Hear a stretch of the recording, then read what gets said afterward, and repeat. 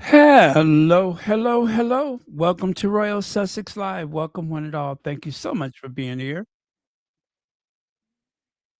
Okay.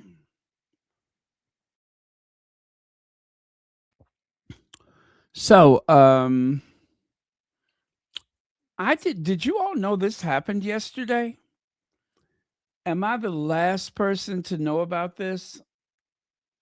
I had no idea. I had no idea. Unfortunately, unfortunately, I don't have any videos. There is kind of a video floating around out there, but I don't think I can use that one. But yeah, had no idea this happened. I was just about done, and I'm just like, wait a minute. Wait a flippin' minute. What is this? Pardon my language. Okay. Give me just a minute here. I got to close some of these screens. I got so many screens open, and that will spell doom if I don't close some of these.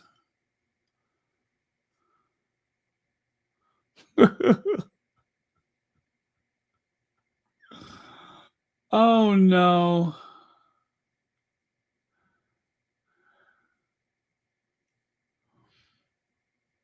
Oh no. Can I share that or no?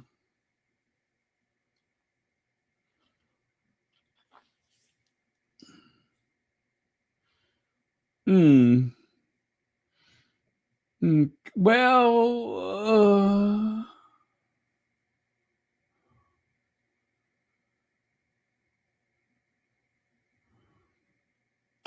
okay. I tell you what. Let me go ahead and throw this in there because I think it's important to okay. I'll just hang on to that for now. Sorry about that. We kind of make this up as we go along. All right. My undivided attention. I am so sorry. I just I'm a little bit I don't know. I won't say a perfectionist because if I was a perfectionist, we'd be here all day. But I see a little something and then I'm just like, okay, I want to add that too. And that.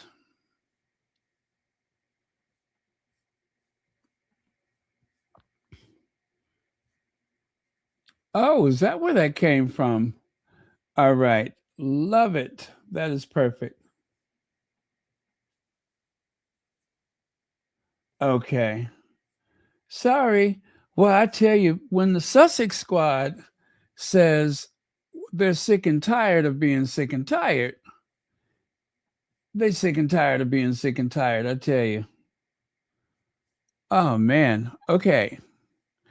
Do not ever cross the Sussex squad if you know what's good for you.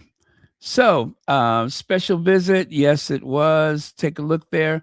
Her Royal Highness Meghan, Duchess of Sussex at Children's Hospital, LA, March the 12th, 2026. Make March matter. Um, I guess I remember that from last year. Or was that 2 years ago? Anyway, this is not the Duchess of Sussex first visit to the Children's Hospital. Children's LA and get involved. Is that what that says? Get in, get involved. Is it get involved? Well, anyway, you see what it says there. Children's Hospital LA. Yeah, yeah, yeah. Get involved, Children's Hospital LA. Children's Hospital Los Angeles. Yeah, okay. That's what it says there. I had to think about that for a second. Hello. Thank you so much for being first. Ingrid Shores and Novi D. Thank you for being here. I won't tell a soul. No one has to know. If you want to be totally discreet, 'cause I'll be at your side, if only for one night. Okay, hello, Mary H. Faith Manzini. Did I say Gwendolyn Daniels? Ania Paul, and a bunch of other people. So, Meghan, the Duchess of Sussex, makes surprise appearance visiting patients at Children's Hospital in Los Angeles. The Duchess of Sussex visited to show support for the children's, that is, for the hospital's Make March Matter fundraising campaign. Of course she did. So, according to People, Meghan made a surprise visit on Thursday, March the 12th. And the Duchess of Sussex. Oh, wait a minute. Yeah, that was today. Well, I'm confusing myself now that it's after midnight. The Duchess of Sussex first stopped by the creative oasis area of the hospital where she spent time watercoloring, painting, watercolor painting with the young patients. Meghan then spent time with bedbound patients who were unable to leave their rooms for the painting activity.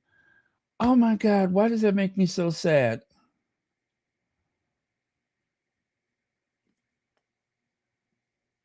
Oh, I didn't think about that. Some of the patients could not leave their rooms, so Meghan actually went to their rooms and spent some time with them. Oh my God, that was so nice. The Duchess of Sussex first. I'm sorry. I lost my place right here.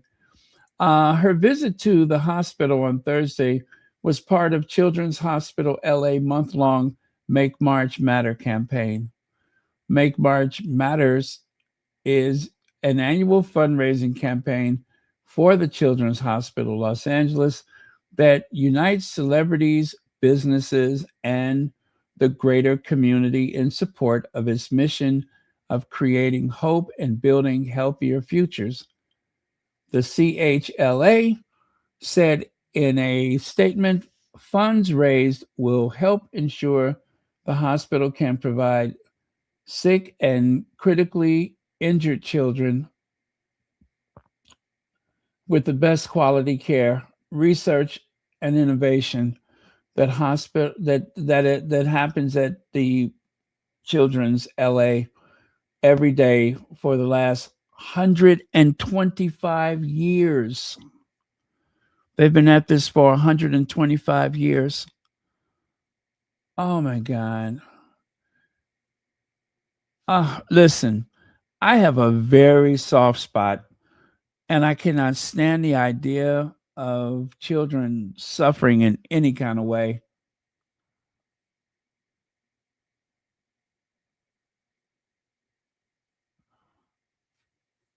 Oh, oh, you like my singing? Oh, thank you very much. At least I guess you liked it. Aw, how sweet. Had no idea that this was a thing, but I believe this was about 4 hours ago. I think these photos came out about 4 hours ago.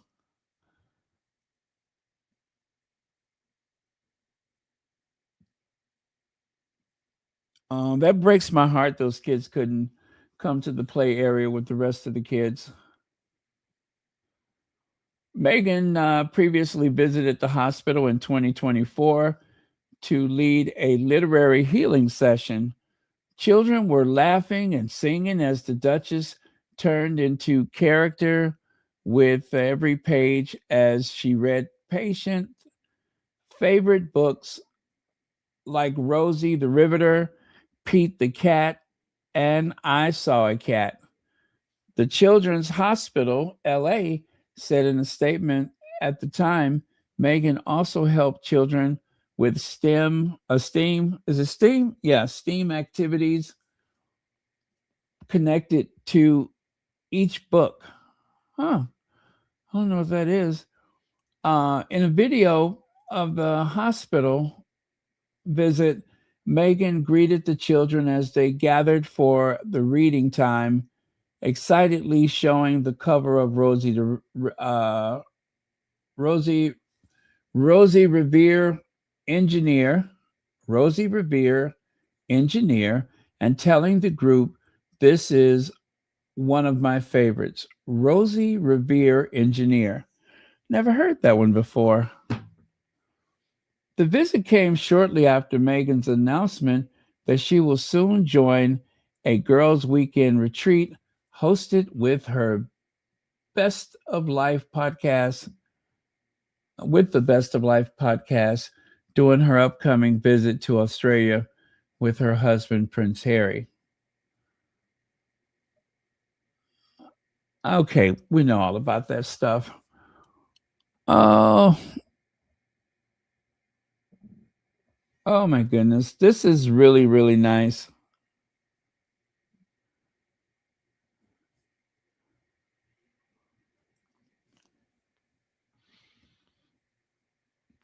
I tell you, those kids are going to remember this forever. They're going to remember this forever. Spending a day with a real life American princess.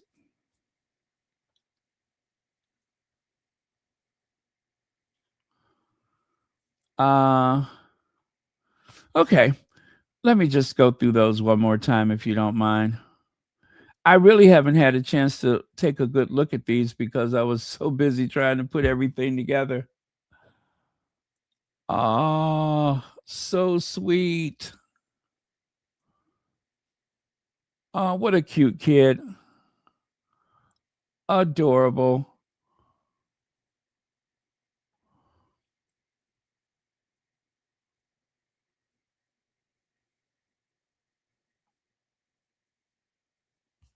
Man.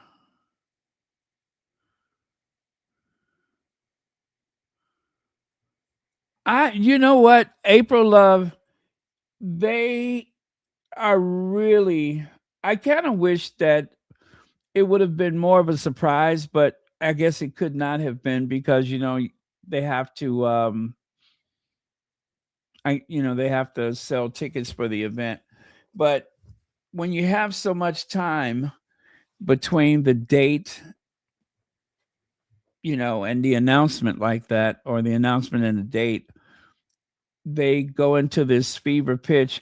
And unfortunately, they're not talking about the sick old man. They need to be talking about Andrew, the sick old man.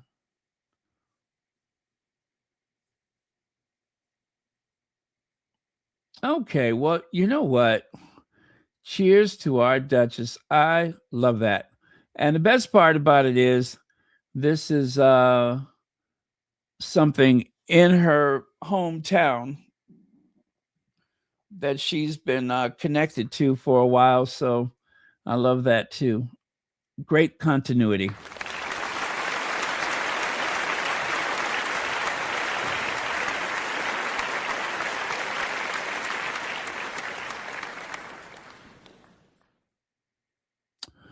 Wow.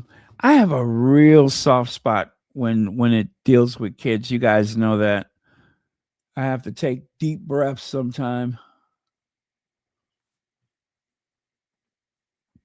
So, uh Meghan, the Duchess of Sussex, and Prince Harry backed documentary. What is that? Cookie Queens lands at roadside attraction. Well, Cookie Queens, a documentary backed by Prince Harry and Meghan, the Duke and Duchess of Sussex, has found a buyer. So I guess this is why we have not heard a date for release, is because they were looking for a buyer. And apparently they found one. So um, Cookie Queens, a documentary backed by Prince Harry and Meghan, Duke and Duchess of Sussex, has found a buyer. Roadside attraction has acquired U.S. rights to the project, which premiered at the Sundance Film Festival. Cookie Queens will also have a presence at the South by Southwest. You guys don't forget that's coming up before it opens exclusively in theaters over the summer. You guys, this is going to the theater. I thought they were going to just stream it. That is good news. Directed by Elisa Namias, Cookie Queens is described as a coming of age story about the joy, pressure, and tensions woven into one of America's most cherished rituals, Girl Scout cookie season. It chronicles the 6-week blitz in which Girl Scouts take to the streets to sell Thin Mints, Samoas, and Tagalongs. Uh, so roadside experience in the documentary space ranges from Supersize Me to the September issue to Rita Moreno, just a girl who decided to go for it. Most recently, the company distributed the 98th Oscar nominated short presented by Taika Waititi in North American theaters. So, Roadside Experience, that is the name of the company, Roadside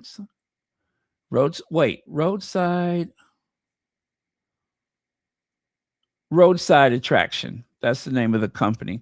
So, Roadside Attractions is purchasing the rights to Cookie Queens. So, you know what that means, don't you? That means that our Duke and Duchess has probably turned a really nice profit on their investment. I like that. I mean, let's not forget, they have a production company known as Archwell Productions. So hopefully they have turned a very healthy profit.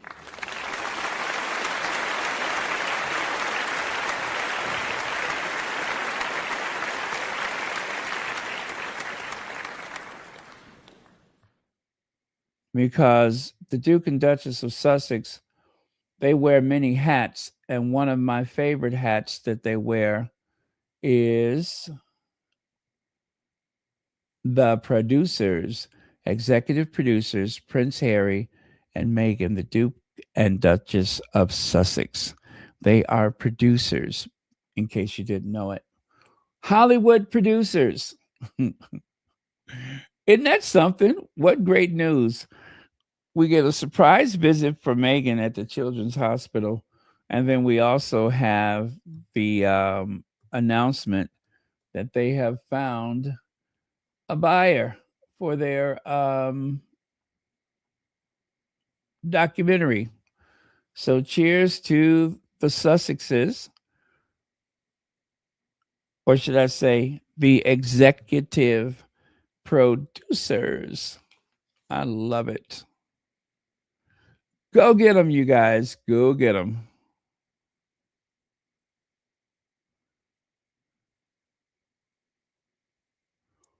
Huh. All right.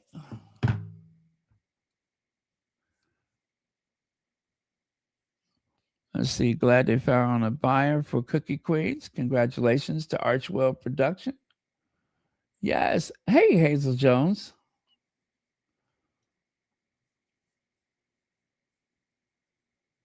Yes, that's what we like to see. Some good news. Some good news. And here those other two are out there falling all over themselves, trying to get attention. Oh, they were doing their best. Speaking of which, they're trying to save the monarchy. But where are the clowns? There ought to be clowns.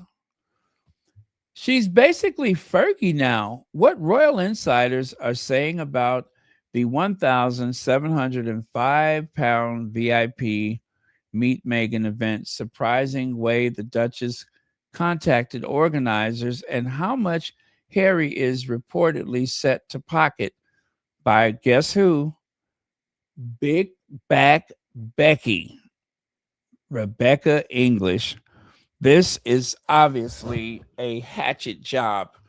It is too much positive momentum for the Sussexes. And the thing is, the other two, those misfits, the left behind royals, they are pushing hard to get some good headlines. But as you know, what they do is a bunch of fluff, and practically nobody is paying attention to them, right? So, um, of course, that leaves it to Rebecca English to go after them in some kind of a way.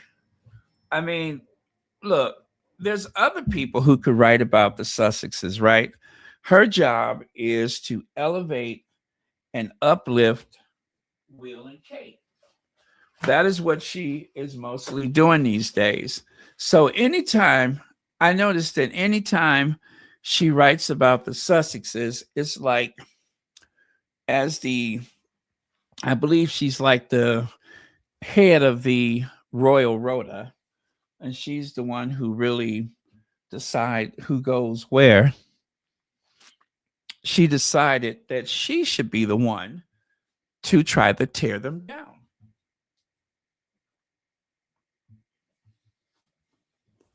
It's kind of like she couldn't trust anybody else to do it. That's what I'm getting from this. Anyway, I'm not going to go directly there. I'm going to support Celibacy.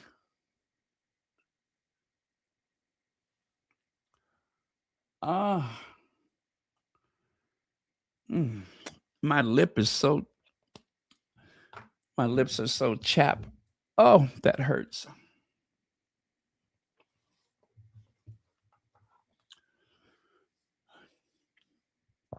Okay. So,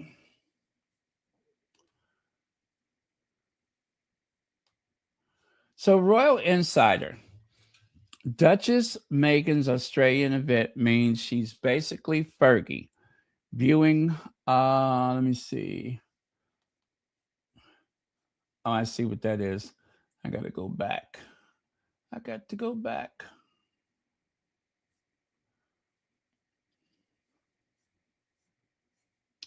So it says here, the year is 2039. The Daily Mail dutifully reports that the Royal Insider, the palace sources, are incandescent with rage at a new report about Archie Sussex receiving a B on his college paper. 2039. It truthfully feels like the entire royal establishment has accepted that they exist to comment on whatever the Duke and Duchess of Sussex are doing, saying, and wearing, instead of talking about whatever pitiful activities the lazy left behinds are doing. Courtiers rush around to brief Rebecca English about Harry and Meghan's upcoming trip to Australia. You see, Harry and Meghan have left, never, Harry and Meghan have never given the British press or the palace this kind of advanced knowledge of their travel schedules. That is unusual. So these people are gorging themselves on negativity and pissy baby tantrums. An excerpt from Becky English's big exclusive from Royal Insider commenting on the Sussex's Oz trip. I'm telling you, it is a hatchet job. So anyway, this is a little portion of what Big Back Becky wrote. Little more than 5 years after announcing mega buck deal, you know what? I'm going to ring the bell every time something negative is said.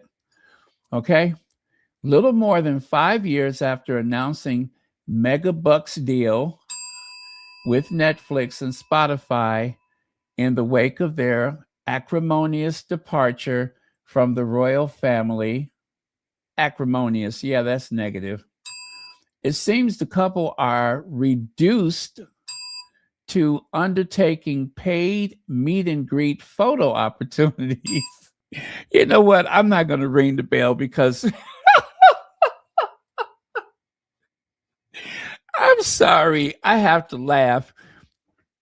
Rebecca English is seething.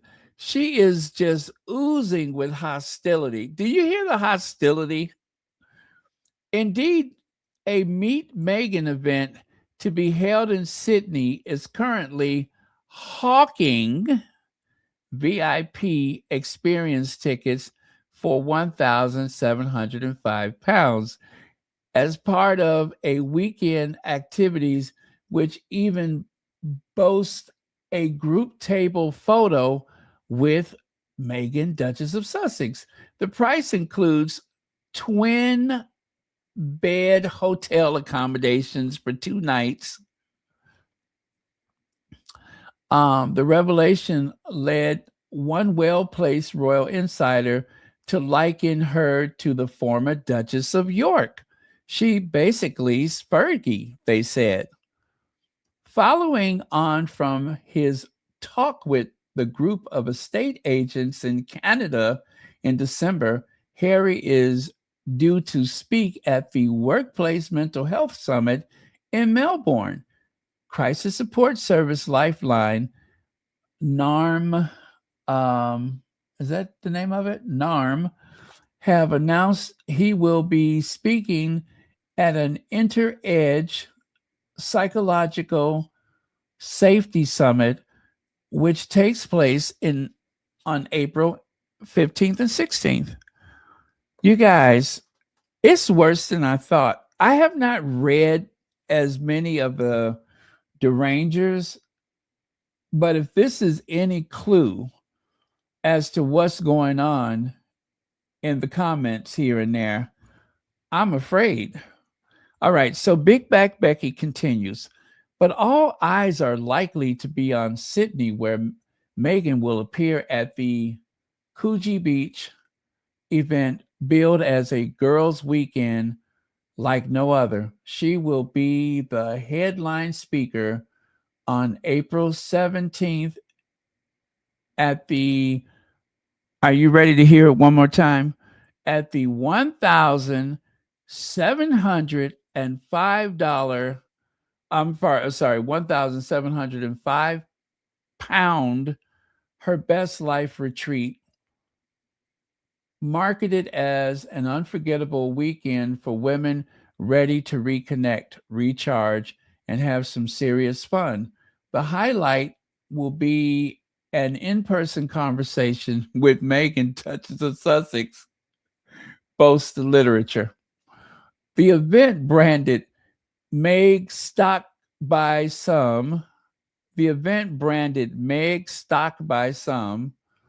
at the Intercontinental Hotel sees Meghan billed as a mother, wife, entrepreneur, and humanitarian, recognized by Time and Vogue as one of the world's most influential women. Meghan remains a dedicated champion of mental health and the rights of women and girls. VIP ticket holders will get a table in front, 2 rows for the gala dinner, a group table photo with Meghan, as well as a goodie bag. While the speaker gigs are likely to be relatively well paid, it has been suggested Harry will pocket £30,000 for his event in Melbourne. Sources say it is likely to be a far cry from what he imagined he'd spend the rest of his life doing after quitting royal duties and burning bridges.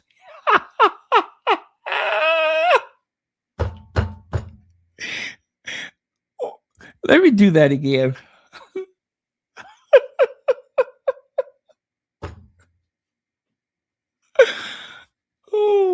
Do I detect hostility? Sources say it is likely to be a far cry from what he imagined he'd spend the rest of his life doing after quitting royal duties and burning bridges with his family.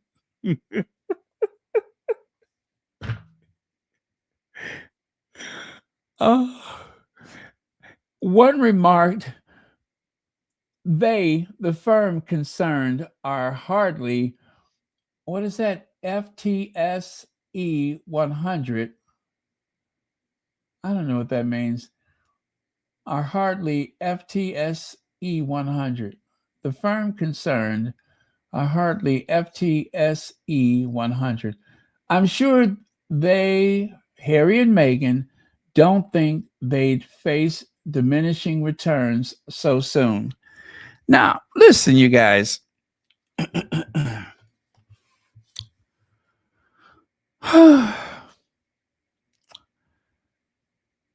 All of this stuff about insiders and they say, why don't you just say Rebecca English says? Why don't you just say I feel and I think? Because that's where this is coming from. I don't believe this nonsense about some insider said this and some person close to the. I don't believe it. I don't believe it. This was a hatchet job. This whole article is a hatchet job, and it is designed to conjure up hostility from the what is it, the Daily Mail readers. That's it. That's the whole point of this, is to create a reaction so that hostility is conjured up every time they see Harry and Meghan. So anyway, Celibici said, what strikes me is that these royal insiders, who are most likely senior courtiers for Prince William or King Charles, are not simply looking down their nose at Harry and Meghan for earning a living and doing paid appearances. They're also scoffing at the very idea of the Sussexes visiting Australia in general and choosing to socialize with and enjoy the company of Australians. I hope Australians watch how they are being referenced by snooty palace colonizers as well. Each apparently they are they are diminishing returns and so terribly down market.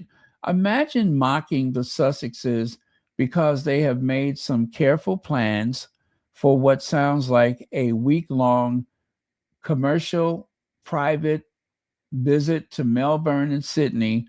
As for comparing Meghan to Sarah Ferguson, they've been trying to make that happen for years, and it's deeply insulting. But par for the course with these a-holes. Yeah, so anyway, that was Celibici's take on it. Sound like they big mad, don't it? It really sounds like they are big mad. They cannot take the idea. I guess the big thing is that they're going to Australia. Let's see. Big back Becky doesn't have the money. Cry more. Oh, you know what? I would not be surprised if they show up. But one thing you can rest assured, they are going to have something on the calendar for Will and Kate.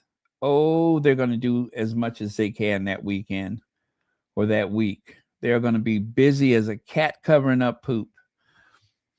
Yeah, I hate this long period before the visit because it gives them too much time to whinge and complain about it. I don't like it, but that's just the way it is. They really would love to block the Sussexes from being able to earn money. They want to make it difficult. They want to make it where people don't want to work with them. And I guess by giving out the price over and over again, I suppose that is an attempt to discourage anyone from buying a ticket and being a part of this retreat. But I'm sure it's going to backfire in the most epic way. So I'm expecting Carolyn Graham to be there. I'm expecting Big Back Becky. And let me see who else. Maybe Jan Moore. Maybe Jan Moore. I hope they won't confuse her for one of the native species that's native only to Australia after tens of thousands of years of isolation. I hope she won't be confused with anything down there. Oh, well. It is what it is. The Sussexes are going to be a big hit. And they'll just have to kick rocks. They are going to have to kick rocks. Let's see. It's like they want them to get regular jobs. Nothing about them is regular. Hello. Thank you, April, love. Let's see.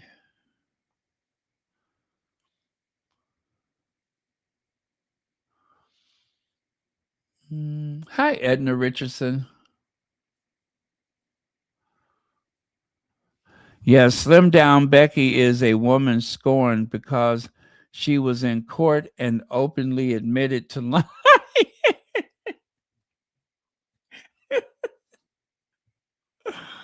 Oh, oh my goodness. Yeah, that trip to court probably got her in a bad way.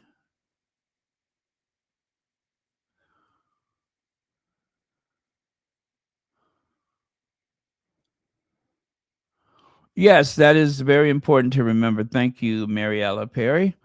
That Netflix still holds an agreement with the Duchess Meghan called a first look deal for future TV, film, and cable specials to showcase Meghan's products brand for 2026.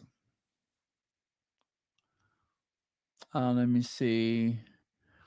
Big Back Becky is giving Beach, was it? Oh, bleach blonde, bad built, butch body.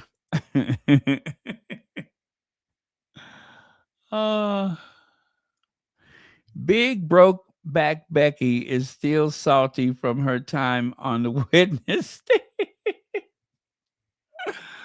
Oh, it was so much hostility in that article. It really was. I mean,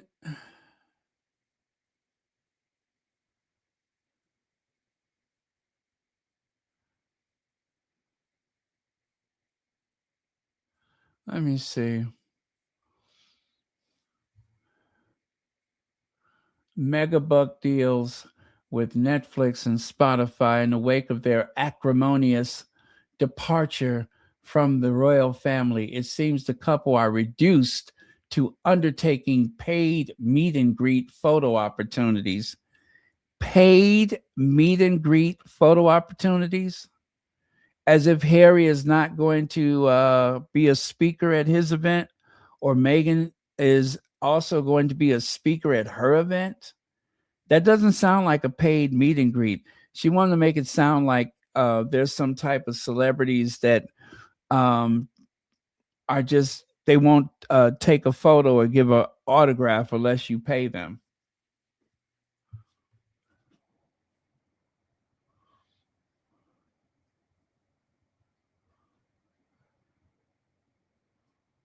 Well, they have been trying to make something out of nothing, meaning Will and Kate. Let me know how that's working out.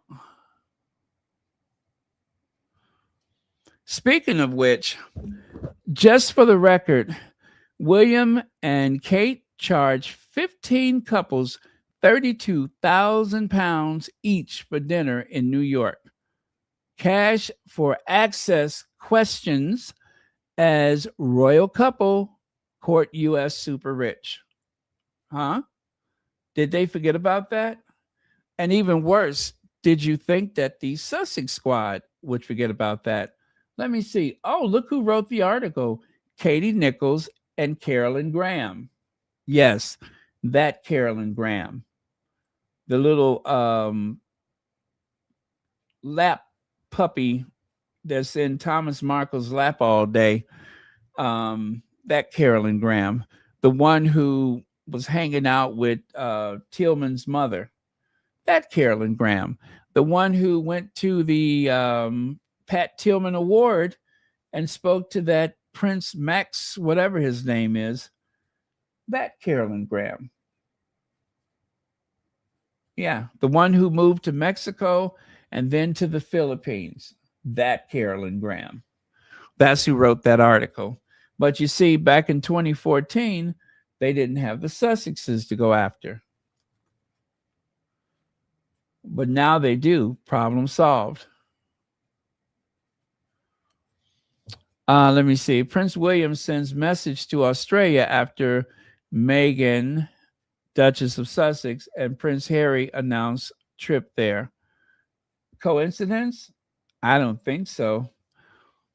The Prince of Wales spoke in his post as, what is that, Commander-in-Chief of the Royal Navy Submarine Service?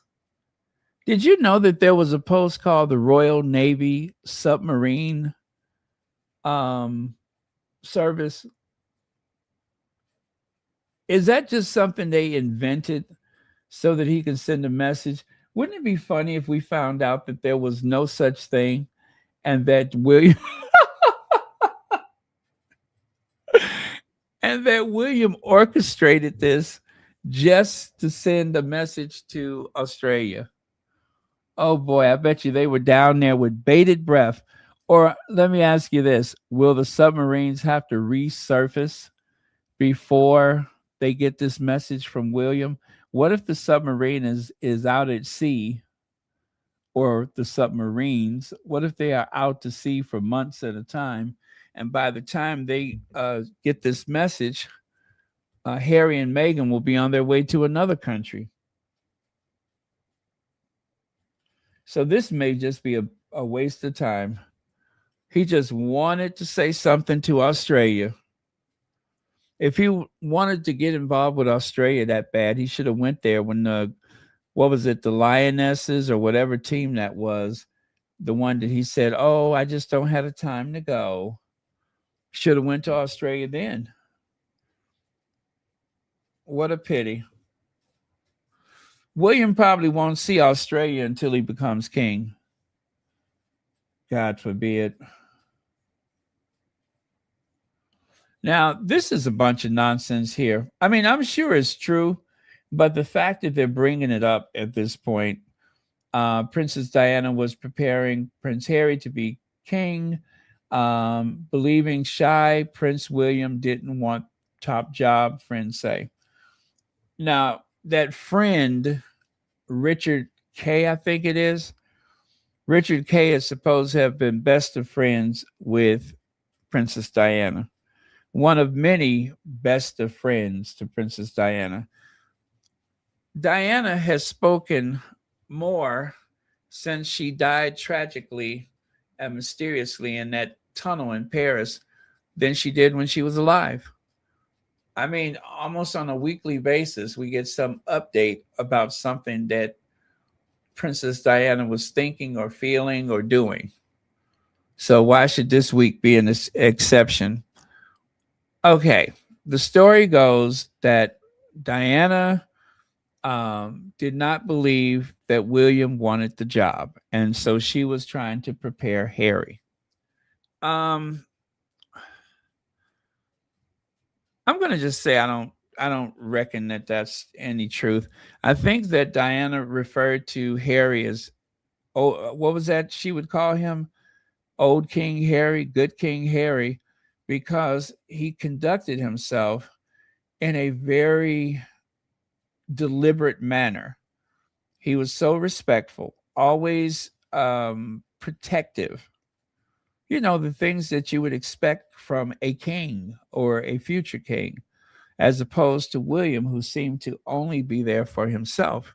Now, I'm pretty sure that if there was something that Princess Diana could do to, make sure that the right person made it to the throne, I'm sure she would have done just that because let's face it, William does not want to be king. He really doesn't. He has to. William does not want any of this. He just wants to do what he wants to do when he wants to do it. And that's it. He wants all of the access that comes with his role as Prince of Wales, meaning that he can hang out with you know, the rich and the beautiful people and the athletes. But aside from that, he has no use for it. And I believe that William is deeply resentful because Harry was able to leave and he is stuck. He is stuck. William is stuck. He has no place to go. There will never be any future for William that does not involve duty. And I don't think he likes that. He's bitter. He is just very bitter. And just like with the beard, if I had to shave mine, then you're going to have to shave yours. If I had to do so and such, then you will too. And when they come up with this idea that Harry is going to somehow miss out on something to do with the royals, I don't see it that way because William would be in a position of control, not just authority, but control. And he would have made Harry's life, Meghan's life, and even the children. Look at how Charles treats Beatrice and Eugenie. He flat out refused to allow them to participate as senior royals. He just would not allow it. And as much as his brother was pushing to get them more, I guess you could say, FaceTime, the more Charles resists. He resisted it. And so Beatrice and Eugenie, they went a whole nother direction. I'm not saying that that's the reason why they are entangled in these shady deals or anything like that, but maybe it is. Maybe it isn't. Maybe it is. But from the very beginning, all I could think of is how difficult life would be for Harry if his brother was controlling the purse strings. His brother would have to decide where he can live. His brother would have custody rights over his kids.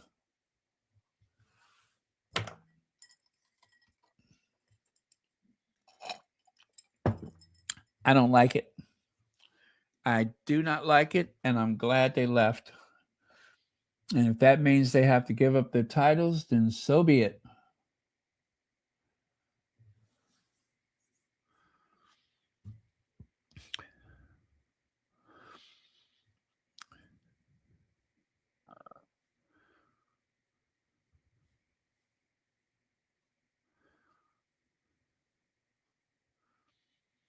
Yeah, absolutely, Legs.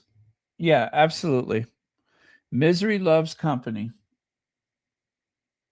William is miserable and unhappy, and he's bothered because Harry is living his best life. And I'm going to guess that uh, Big Back Becky, this hatchet job was not only to go after the Sussexes and try to take a little bit of the momentum out of their situation. But I'm pretty sure it pleases William and Catherine that there's this attempt to undermine Harry and Meghan's big trip to Australia. I believe that the audience that she's writing for is not just the monarchists, it is for Will and Kate. That's one way to get, um, favor from them is to go after their enemies.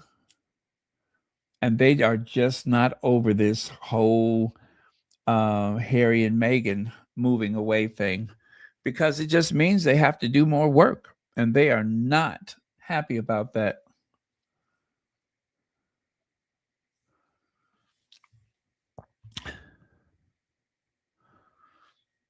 Yeah, because Charles had a lot of influence over decisions that the Queen made. Now, I don't know how far that would go because I think the Queen set up everybody, all of her children. I think she set them up pretty nicely. There was the big house for um, Andrew, and then of course that Bagshot Park or whatever that Edward lives in, and then the catacombs where Princess Anne lives. I mean, they all got a nice setup. Peppercorn rent, palatial homes, good deal for them. And then, as the heir to the throne, William is on house number what? 4, 5, 6? William wasn't even supposed to have a helicopter, but somehow he was able to coerce his grandmother into getting him his own 8 million pound helicopter. A helicopter. He was barely working and they gave him a helicopter.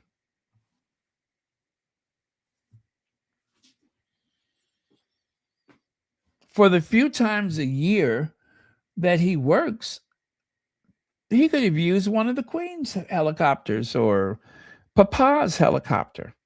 No, he got his own whirlybird. And that was pure coercion.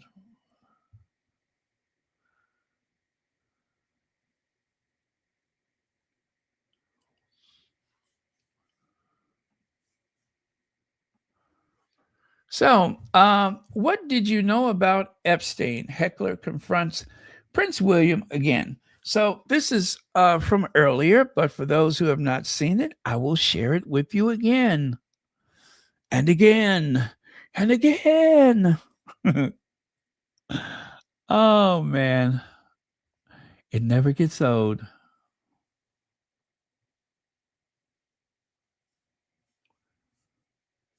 Okay, where are you, Heckler?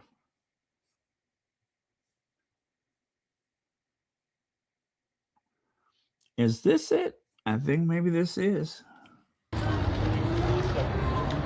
How long have you known about Andrew and Epstein? William, have you been covering for Andrew? William, have you been covering for Andrew? Have you been covering for Andrew, William? Don't ruin it for everyone. Don't ruin it for everyone. How long have you known about Andrew and Epstein? William, have you been covering for Andrew? William, have you been covering for Andrew? Have you been covering for Andrew, William? Yeah, it's been 6 years, and Wank still haven't found a purpose. They wanted the spotlight, and now they have it. Be careful what you wish for. The more they melt and deteriorate, the more hateful they become. Hear, hear.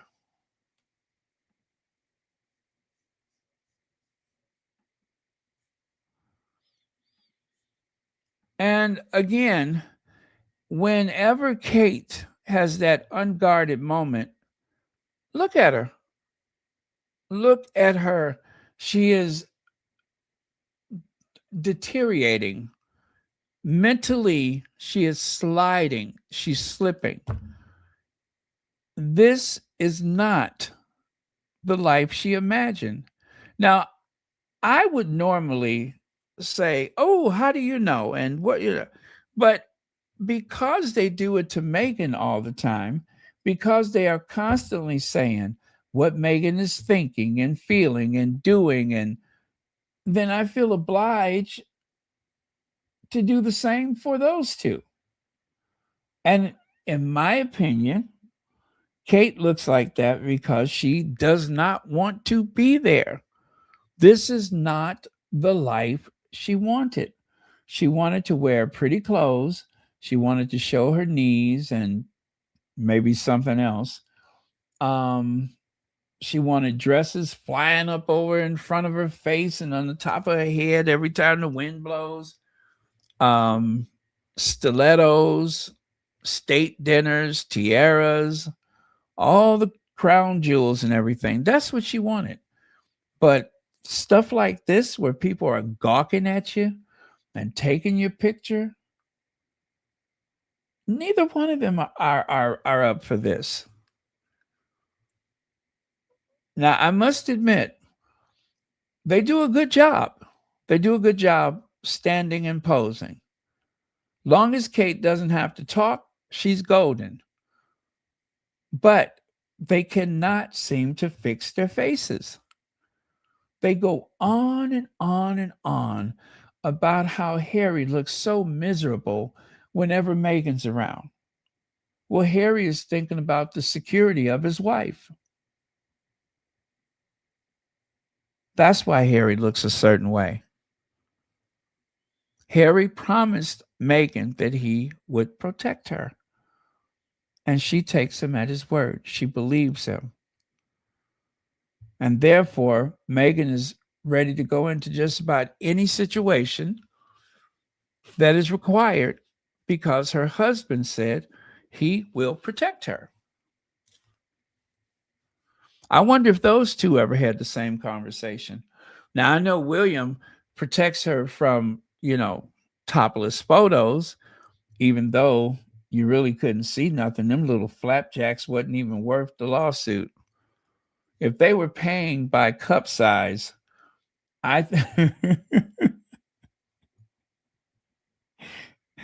I think I have enough money in my piggy bank to have paid off that lawsuit. But they were paying by ego. So they were paying by privilege. So, but anyway, that is what's really going on right there. That is something that did not happen in the past.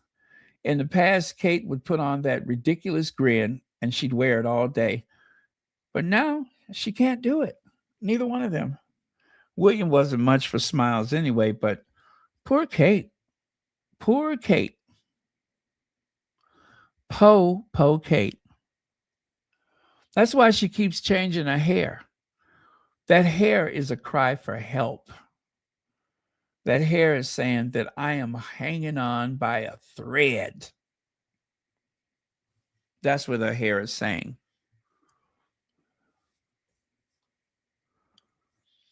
And then this very, very embarrassing moment. Now, remember, they are trying to sell them like they are Harry and Meghan. Oh, they're so in love. They don't know what to do. They can't stop touching each other. Right? Well, she handed the finished drink to her husband saying, let me translate that for you. I've made a coffee for you, William. But when he asked, is it decaf? And she replied, huh? Huh? That little primal noise that she makes, right? When she responded, that little grunt or whatever she does, he suggested, should it be sold? He suggested, should it be sold? Kate carried the coffee with her when they carried on with their tour of the popular attractions that has been a focus for food lovers for decades.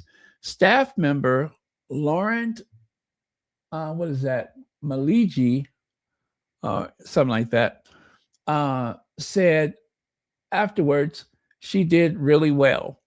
I was surprised she got the texture of the milk right on point. It was a great effort. Ooh, that's hard to see. My eyes are hurting. Oh, okay. So Trisha Day says, more I see, more about William, a king in waiting, and the more I really dislike him. As far as I can see, he's got no redeeming qualities. If Kate had made a coffee for him at home and he didn't use decaf, and he refused it, that'd be bad enough. But he did this in public with media. He's a pig. She made the coffee and she carried the coffee, even though he refused to drink it. He asked, is it decaf? And when he finds out it's not decaf, he just wasn't interested. He just was not interested.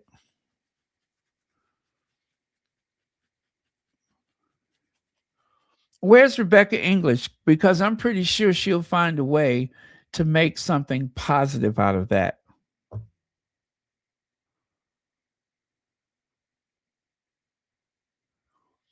I am pretty sure they will find a way to make something positive out of that. He totally rejected her. She made a coffee for him and he refused to take it. He refused to even hold it.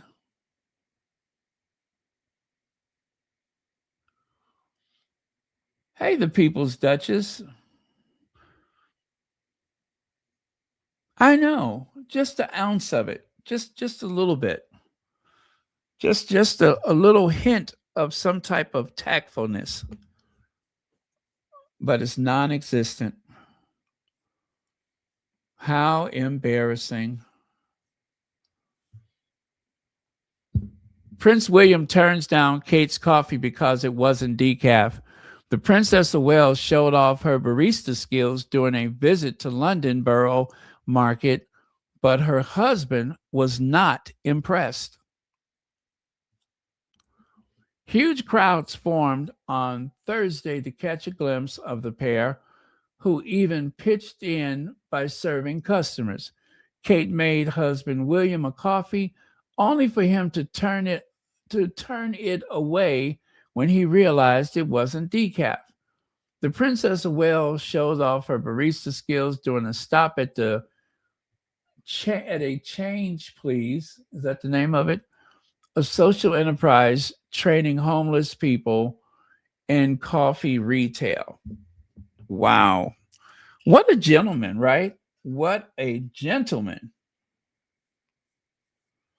That was the most princely thing that he's done all year.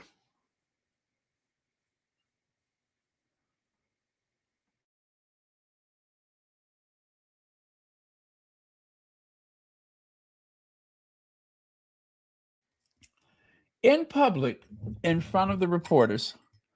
In public, in front of the reporters.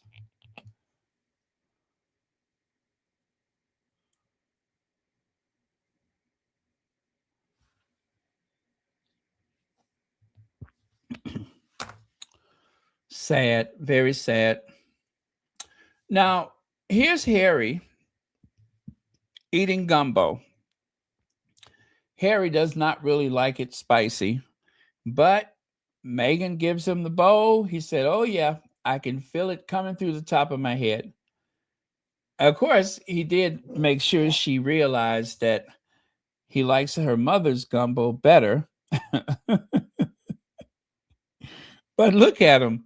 He's eating it anyway. It's not exactly his favorite bowl of gumbo, but like a gentleman, he's eating it anyway. And how did it end? With a kiss, with a gumbo kiss.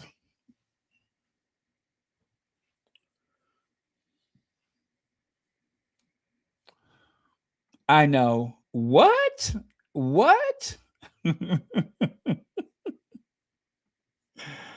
Oh, you guys, trigger alert, trigger alert. I did not know Miss Thing was still around. I did not know she was still around. And that is not Rachel Maddow. That is not Rachel Maddow. That is Lee Thompson. Yes, her. Lee Thompson, who used to work for NBC in their digital something. Well, she's still around, still lurking around. Yep, she is still around.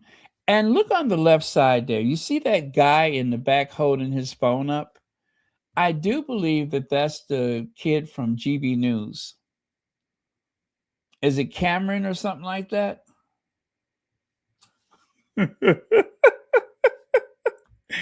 I know it's like Psycho, right?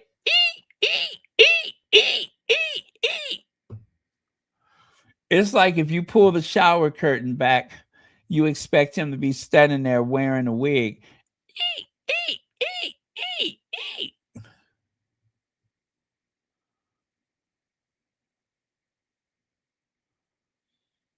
Oh, well, I was shocked. I was shocked. I thought she was long gone.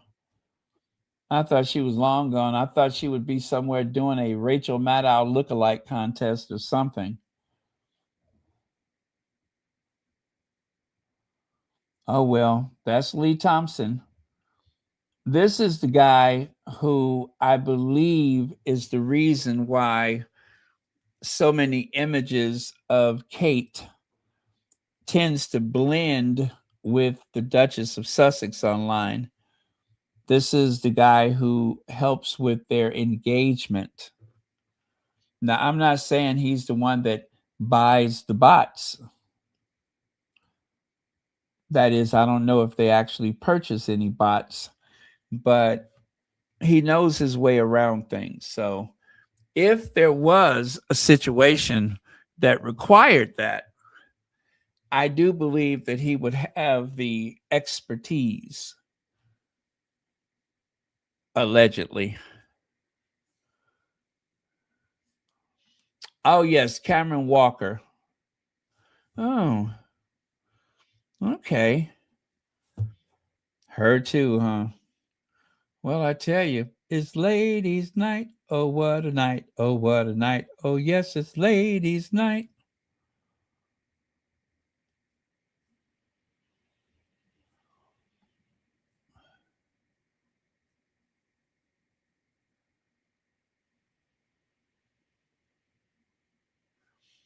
Uh, this guy is sowing the seed for revisionist history and algorithms. Yeah. Yeah. You know, Harry and Meghan, they have too much integrity to hire somebody like that. You know, I don't think it's in them to manipulate statistics and such. But I don't know. I'm kind of ghetto, fight fire with fire, but that's not who they are. So we should not expect that from them. Nor should there be any criticism that they don't do that.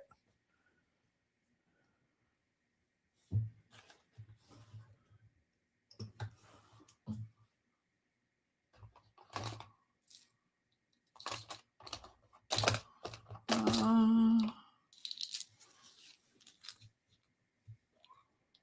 let me see.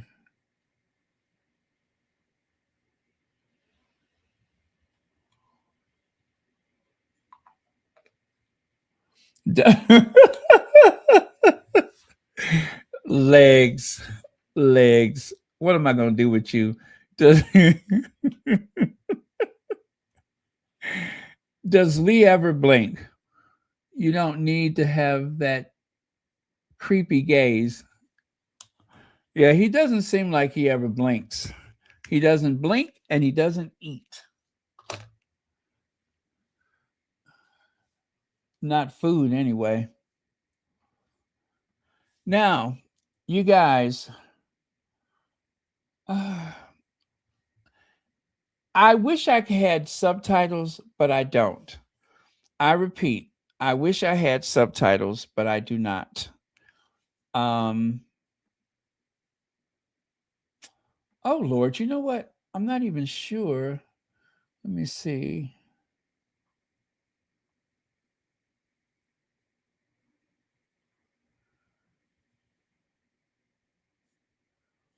Do I have subtitles for her? Actually, I'm not sure I have the video. Wait, give me 1 second. I may not have put that one up there. And no, I did not. So don't worry. It'll only take me a second to do that. I just need to move it from my phone.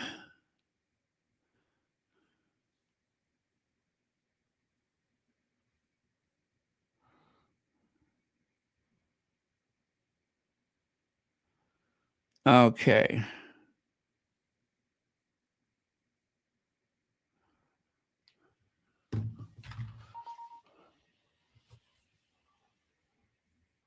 Okay, yes, now I got it. I did not have it over there before.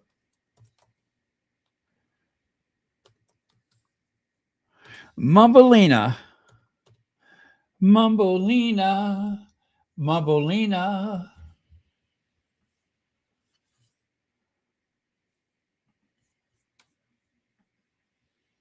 Tastes very different to sort of that later. Absolutely. Catherine's got her own bees. She knows a lot about bees. Be careful what you say. You might be corrected.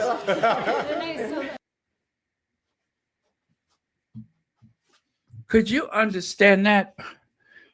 Adjust your sound, please. It's like a ominous warning coming from William, which some people said it made them uncomfortable. Tastes very different to sort of that later. Absolutely. Catherine's got her own bees. She knows a lot about bees. Be careful what you say. You might be corrected. One more time. Tastes very different to sort of that later. Absolutely. Catherine's got her own bees. She knows a lot about bees. Be careful what you say. You might be corrected. He says something about be careful what you say. You might be corrected.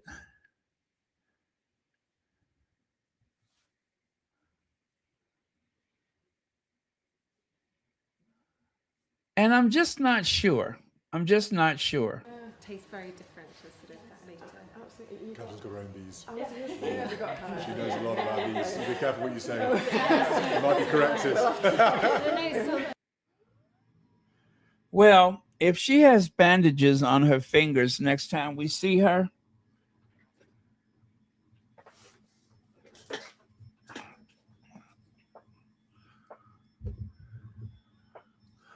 I don't know what to think about that. That man is always warning and threatening her to watch her mouth.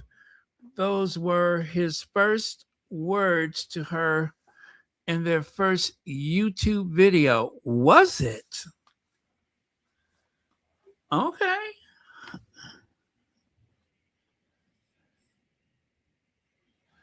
I don't know.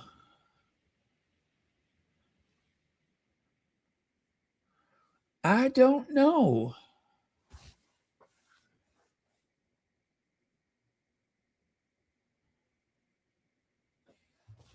Yeah, I don't know.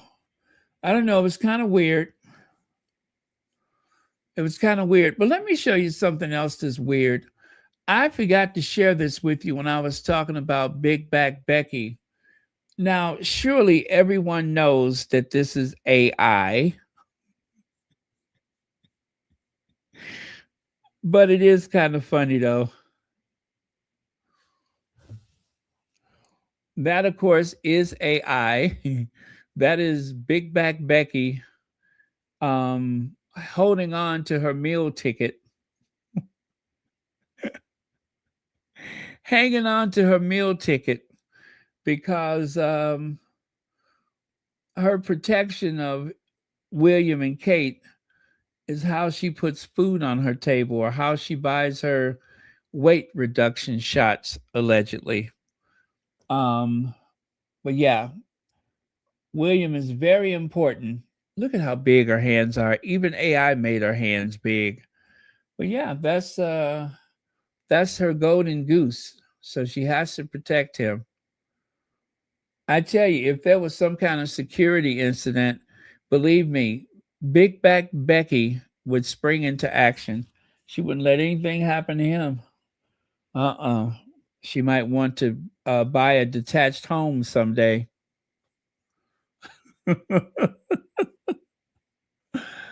uh, but yeah, I thought that was funny. That was kind of circulating around.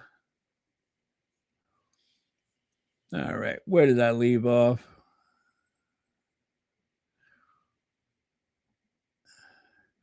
And look at there. They are just trying to force a fashion moment for Kate. These boots are made for royalty. Kate, what is that? Aptly climbs a ladder in new 995-pound Jimmy Choo heels on brewery visit. Why are they trying to force a fashion moment? Nobody's going to pick up on this. This is not going to make it into Vogue.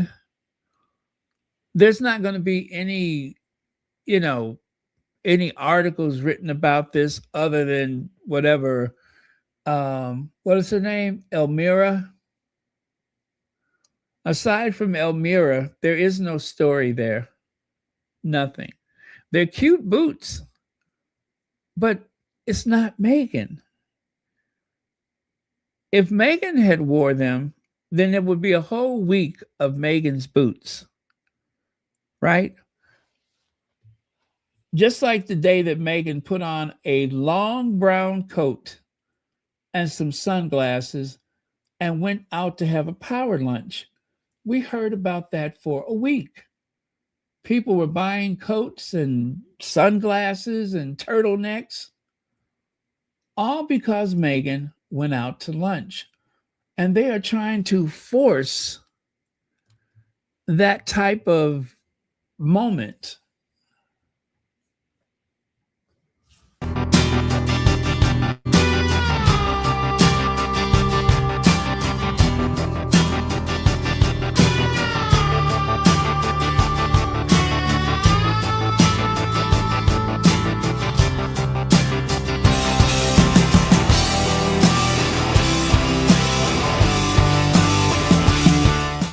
How's your lunch, Meghan? You're looking amazing, Meghan.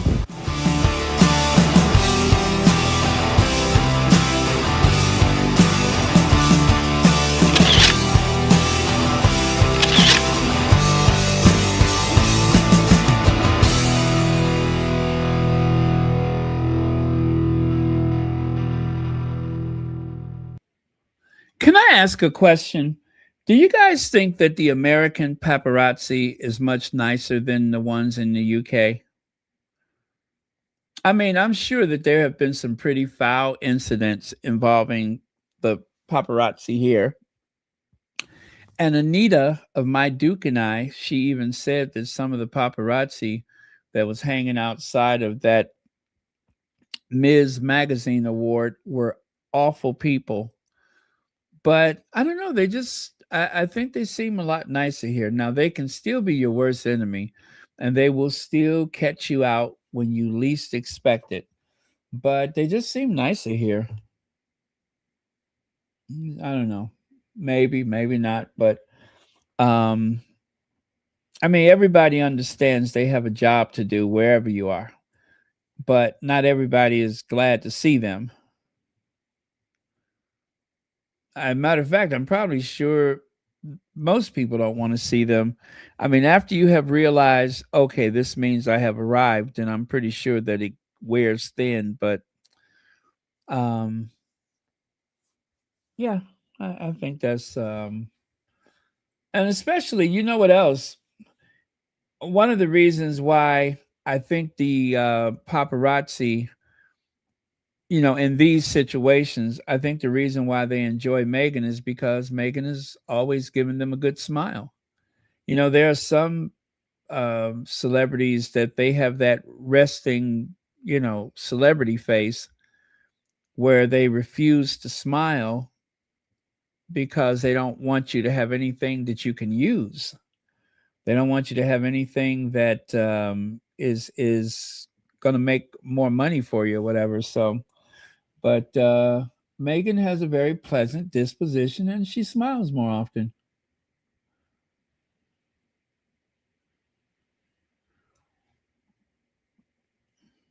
Yeah, yeah. I don't know if that's because of the laws or if that's just good manners or whatever. That's kind of hard to say. But you don't ever really see them. They'll block your way sometimes, but they don't do the pushing thing. Yeah.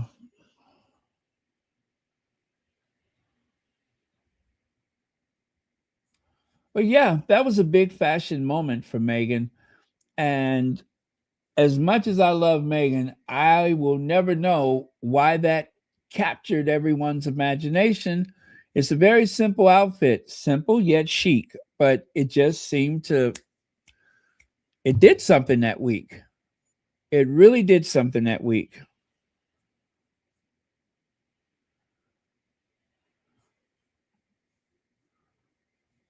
Wow, I can hear it. It is cutting up outside right now.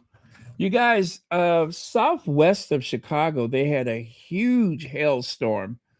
And I mean, the hail was the size of, I want to say, a softball, a baseball. And imagine you look out at your car, and not only are all of your windows smashed, sunroof, windscreen, rear window, everything is smashed. But all of your neighbors' cars are equally tore up. Just window after window after window broken.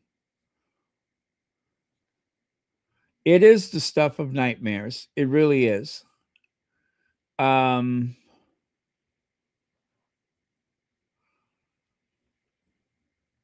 I would love to show you the video, but there's a lot of profanity. a lot. A lot of profanity. Just imagine if your front lawn was a giant chocolate chip cookie and every chocolate chip was a piece of ice, a piece of hail that has fallen from the sky. That is what happened. You know what? I'm going to see if I can do a screenshot of it and I'll show you um, what it looks like. It was unbelievable. I remember about 20 years ago in the Chicago area. Oh, was it 20? Yeah, I'm going to say maybe 20 years ago. There was a tremendous hailstorm, and all of the cars at the dealership had these craters. I don't think many of them broke windows. Believe it or not, sometimes it's easier to put an indentation in the hood or what do you guys say, the bonnet, the hood or the bonnet compared to the trunk or the boot. And so the dealers actually sold the cars with a big reduced price, of course, but some of the high end cars, they were scrapped. They scrapped those cars. They refused to sell them in the state that they were in. You would think, wouldn't it just be easier just to get a new, like trunk or boot or whatever. Nope, they scrapped them because of the tremendous damage that was done to those cars.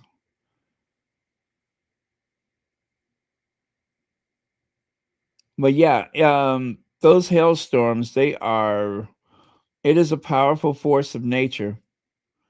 And usually when there's hail like that, that means that there is going to be a tornado.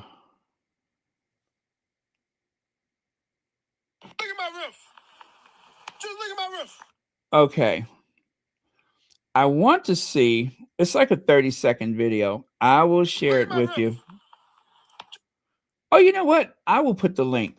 That would be the easiest thing. I will grab the link and I will share it with you. It is unbelievable.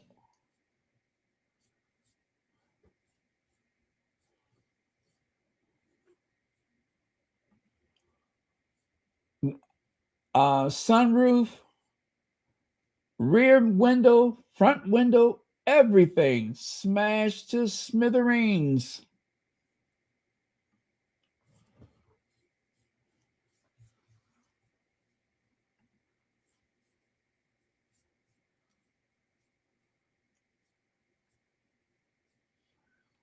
Baby, baby, it looks like it's gonna hail. Baby, baby, it looks like it's gonna hail. You better come inside. Let me teach you how to jazz. How does that go? You better come inside. Let me teach you how to jazz and wail. Oh well. You gotta jump for jive and then you gotta. Okay, here's the link.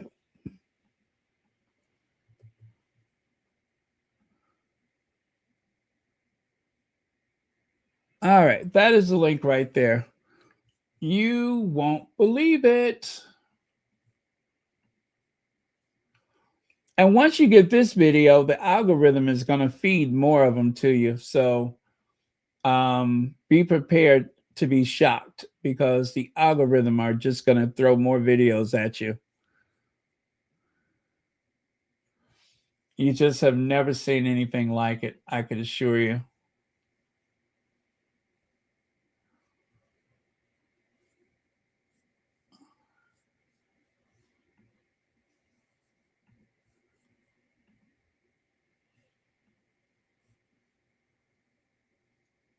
Okay, I'm going to pin that to the top of the chat for your consideration. And there it is.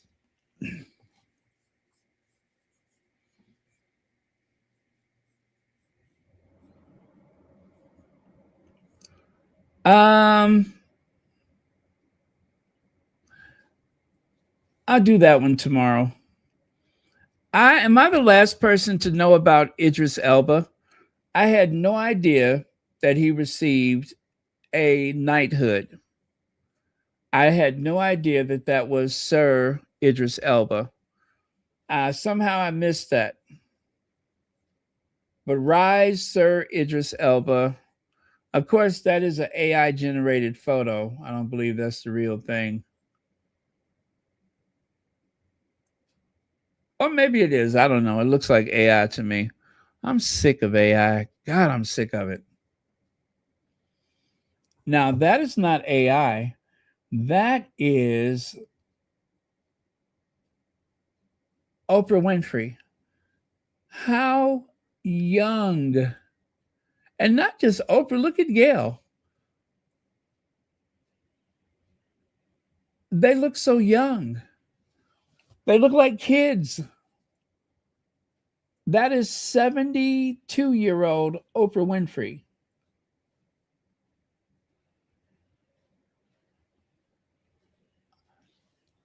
Did Becky mention the homeless project got started? I don't know actually. I don't know.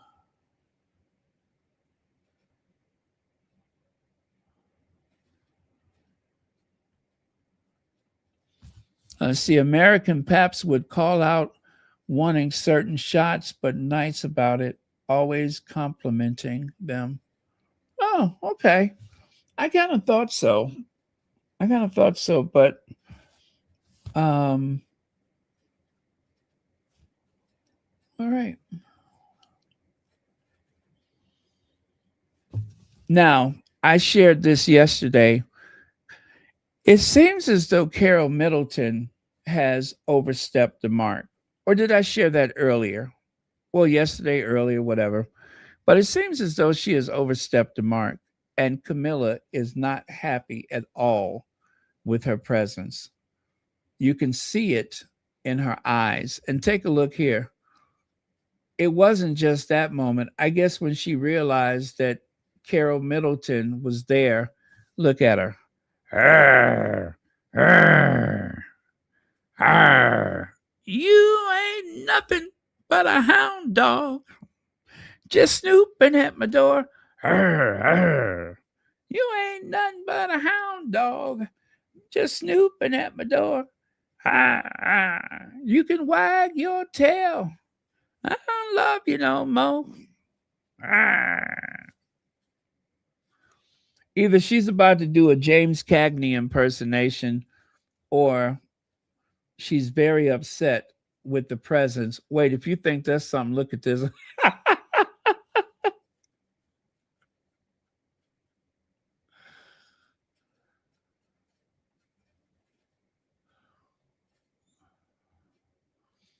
Not sure what was going on with her.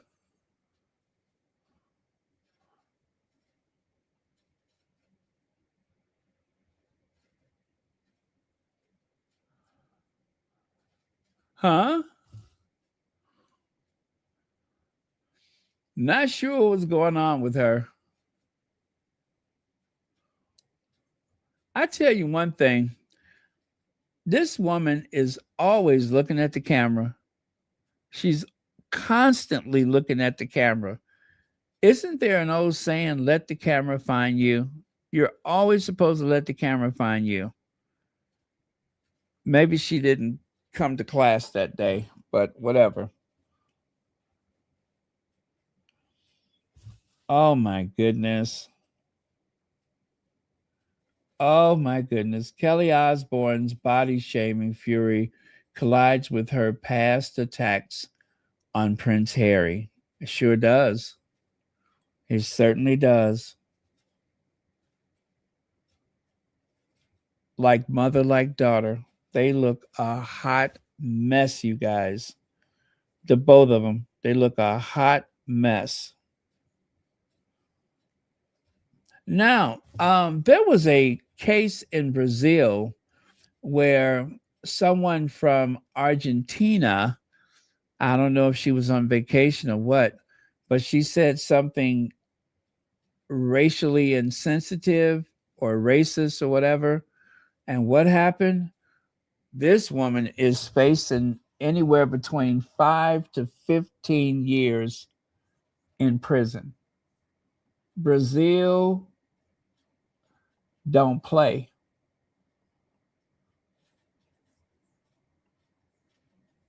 Brazil don't play. I ain't know they was like that, but I like it. I'm here for it.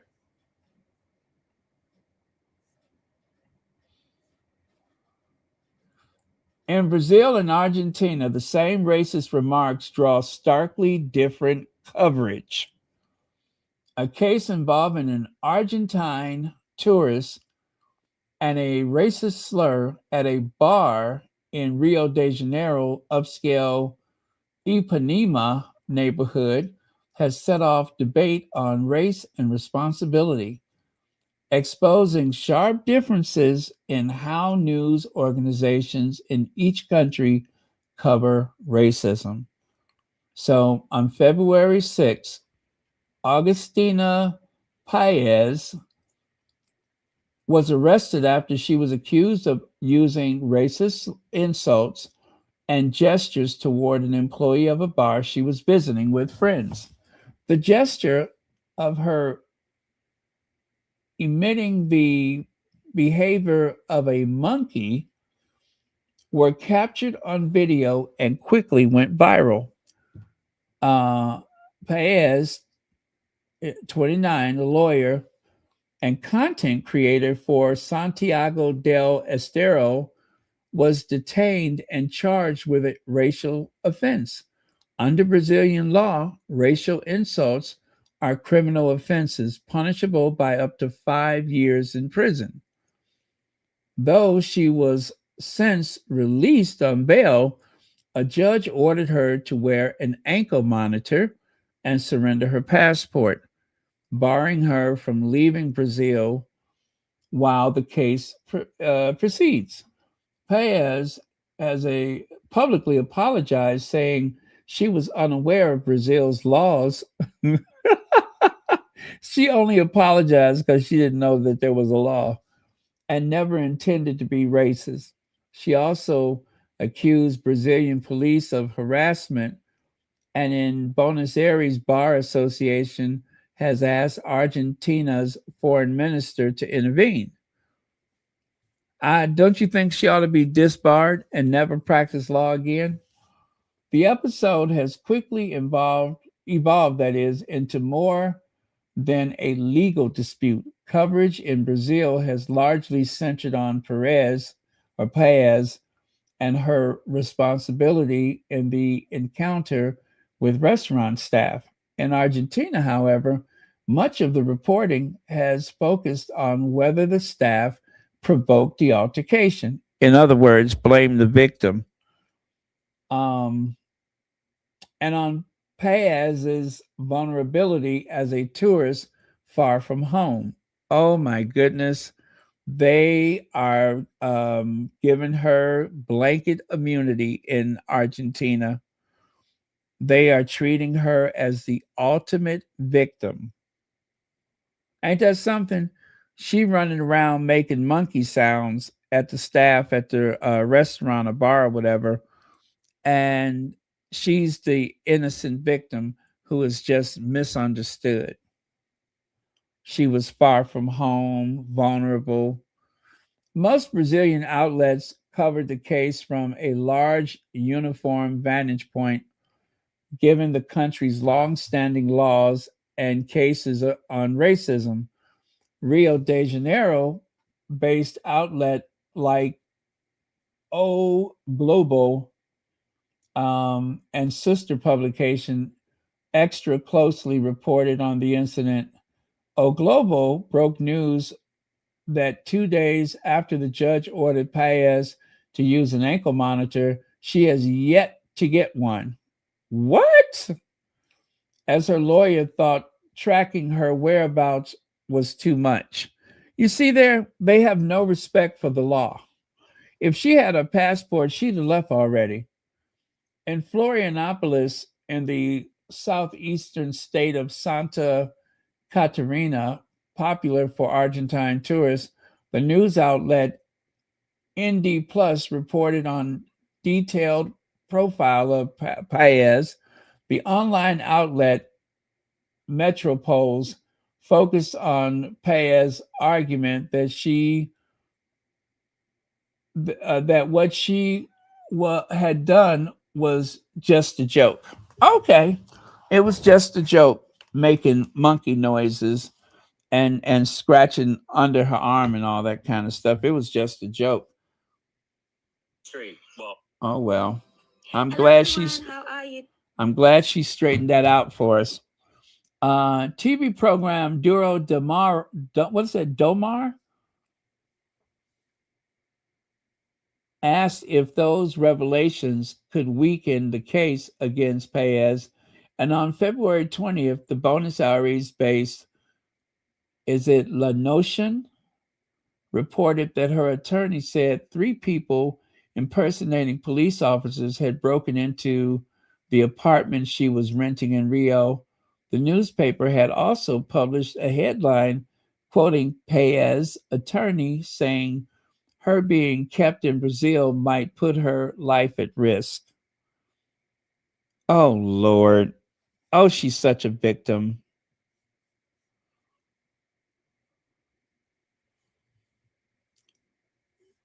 Oh, well, She shouldn't have been messing around. Still, some Argentine outlets openly criticize her. Buenos Aires newspaper Pagina 12 ran an article titled Argentinian Racism for Export, contextualizing Brazil's history with racism and punishability, and compared it with the Argentinian model, where racism is neither recognized as a legal concept or as a structural issue. Even the Argentinian federal government entered the media frenzy, sharing with media outlets a mutual, or that is, a manual for tourists on what not to do to avoid such issues. Do you mean to tell me that they're so racist they don't know how to turn it off when they're in another country? Which, by the way, you guys, in case you don't know it, Brazil has the largest African population outside of Africa.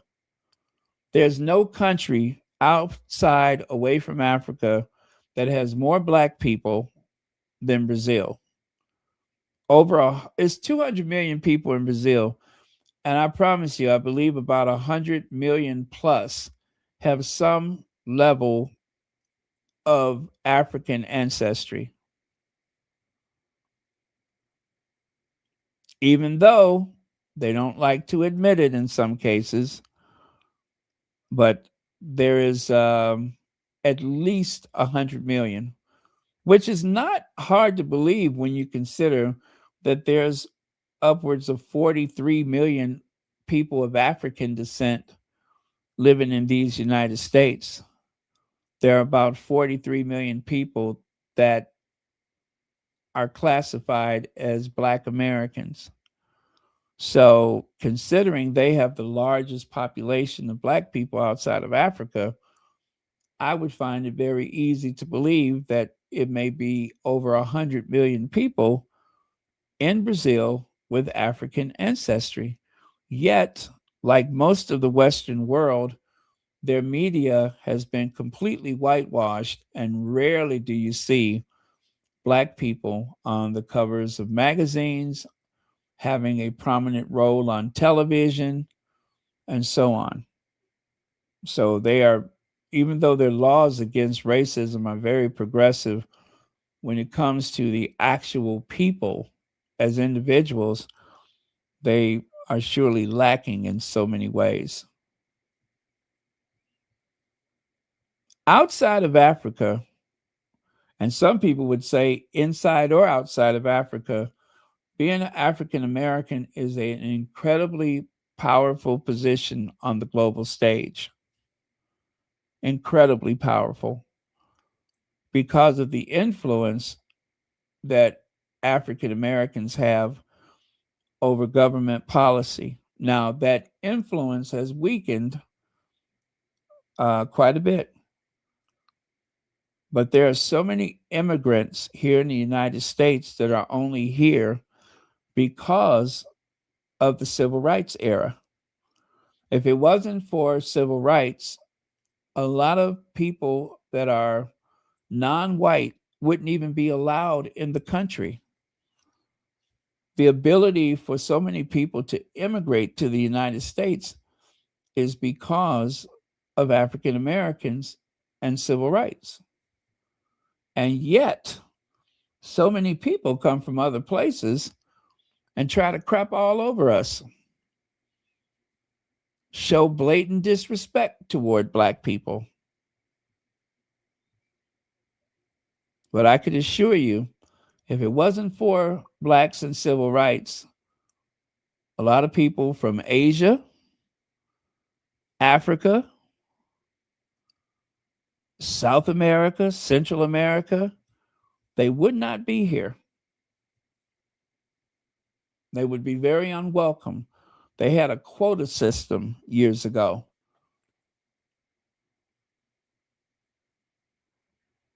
Immigration wasn't so colorblind back then. It was very deliberate. Just like in Brazil, it was very deliberate.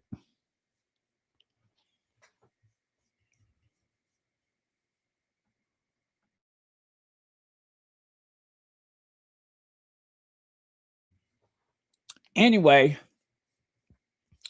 I hope this heifer rots in prison.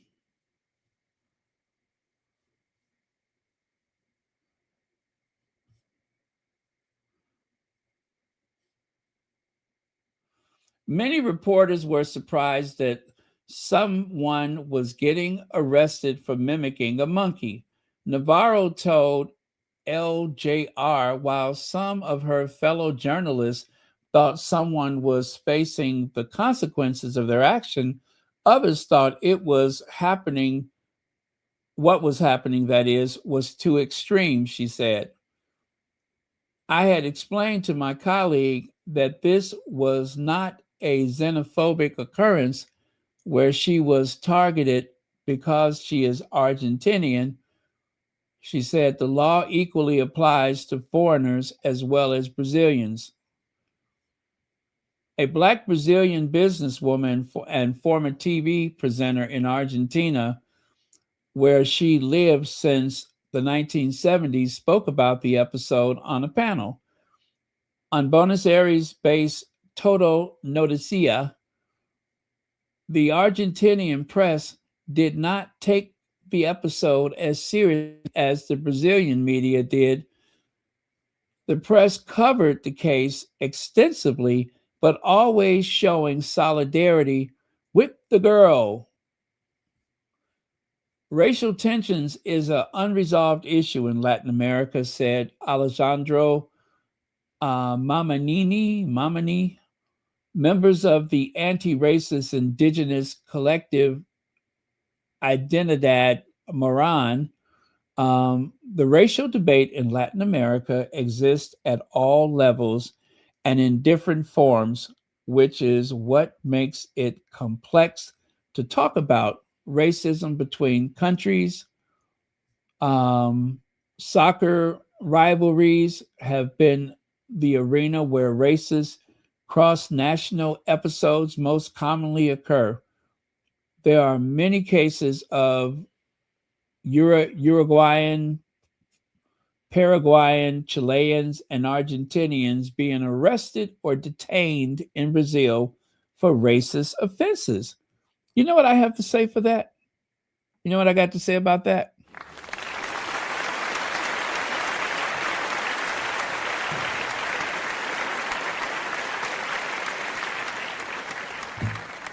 That's what I have to say about that. Good. Last month in Lisbon, Gianluca Prestiani, a white Argentine player for Benfica, was accused of calling Vinicius Jr., a Black Brazilian player for Real Madrid, a monkey, also causing widely reported controversy. There is also a historical precedent. In 1920, an Argentinian newspaper published a cover that depicted Brazilians as monkeys. And in 1996, Diario Ole, one of Argentina's biggest sports newspapers, ran an infamous cover, Que vengan los macacos. Oh, that means monkey. And that means let the monkeys come. Ain't that something? Before its national team played against Brazil in the Olympic Games.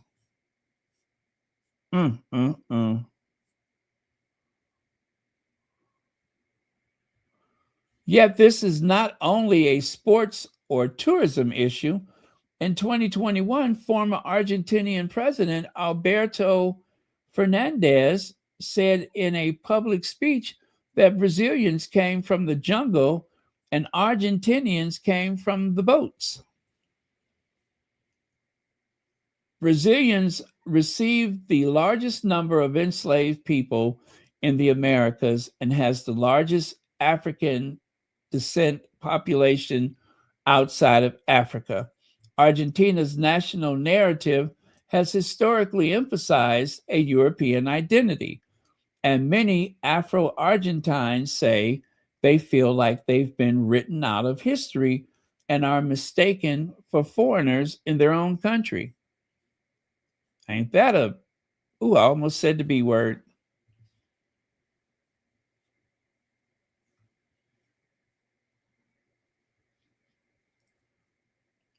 Ain't that some? They feel like she's being, some Argentines are said to be calling for a boycott of tourism of Brazil in response to Paez's arrest, saying she's been excessively punished.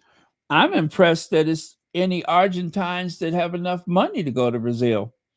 I mean, after all, Brazil has a much larger economy and they are a much more successful country. Argentina, they're very bougie. They're very bougie. Their attitudes are far greater than their bank accounts. How's that?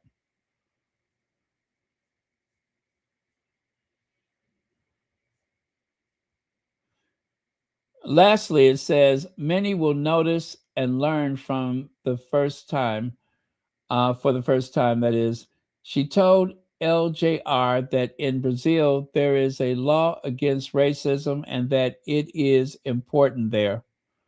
Okay, well, there is. She's right. And I hope she goes to jail. I hope she goes to jail. Lock her up. Lock her up.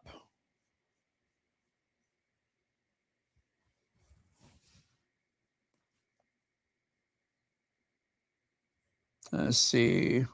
A lot of our people died, jailed, beaten, fired from jobs, etc., fighting for a better life. So, yes, I am forever grateful. Sacrifices and all of they all endured. Absolutely.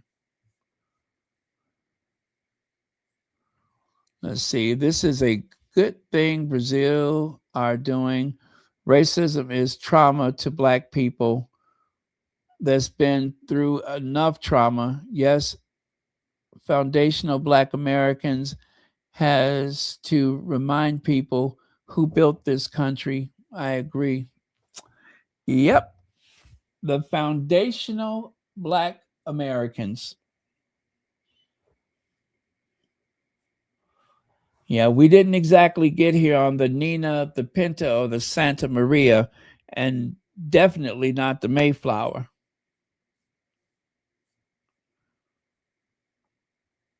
No luxury accommodations for my ancestors.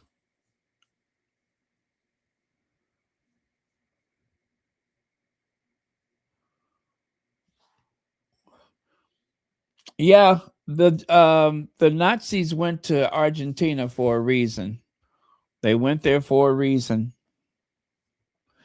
Recently, there was a painting that was being sold online, right?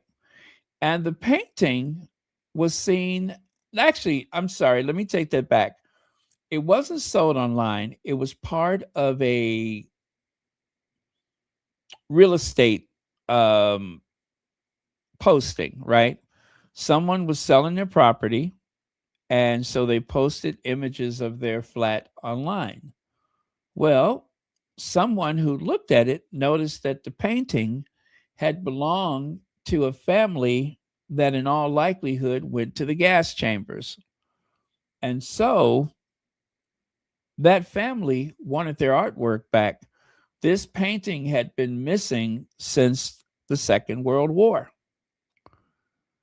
And so when they inquired, where's the painting? All of a sudden, it disappeared. The person who posted the pictures took it down. And then the next thing you know, there's just a blank wall there. But eventually, the police got involved and the painting was returned. Ain't that something? Well, if you guys are interested in this article or if you want to share it with someone, I will give you the link. But I do hope that woman goes to jail for a long time, because I'm here to tell you, when I travel, I do everything I can not to offend people. I do everything I can to fit in. You can say, as a black person, that is very much a reflex. So it's something that comes very natural for me.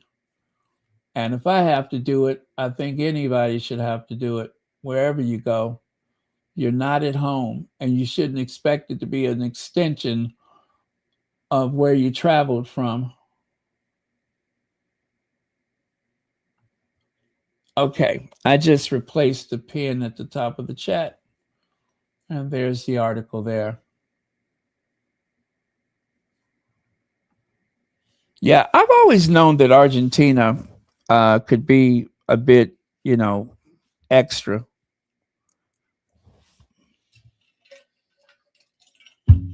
They say that Argentina, they speak Spanish. They have the architecture that is very Italian, and they or is it the architecture is very French and they act Italian, something like that they say. But they reject anything indigenous. First of all, anything that's indigenous is completely rejected. It's not a matter of just being proud of their European heritage. They bask in their whiteness. And like so many other Latin American countries, Black people have been completely written out of the history, or not completely, but the attempt to whitewash the history is there. They do whatever they can to pretend like there's no Black people. I got into a back and forth with someone from, I forget which country it was. And, you could not tell this guy that he wasn't European. And you could look at his face and you can tell he was anything other than that. But, obviously there was some European there. And I said, what country you from? I think he said it was, I don't know if it was someplace in South America. And it was one of those places that isn't so obvious that you're going to find Black people there, but there's Black DNA all over South America. Some people have more, some people have less, some people don't have any at all. But it's no surprise when you find it, because Blacks have been going back and forth to South America. They say that has been going on for far longer than the transatlantic slave trade. And if you look at the map, I mean, if you have any navigation skills, it isn't so far-fetched to believe that you can go from Africa to South America. Just like the Chinese have been trading with Africa for God knows how long. And there are some Africans that do have traces of Asian, Chinese DNA. They've been trading long before the Europeans got there.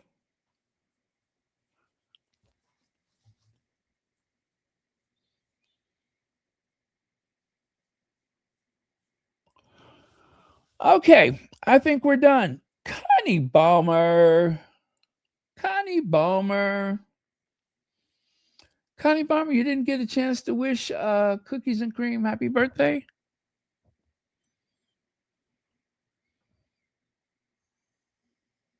Oh, no. Well, yeah, Cookies and Cream had a birthday.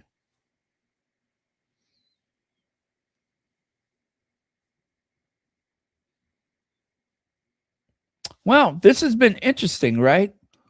Let's hope that she gets lots of jail time so that the message goes back to Argentina.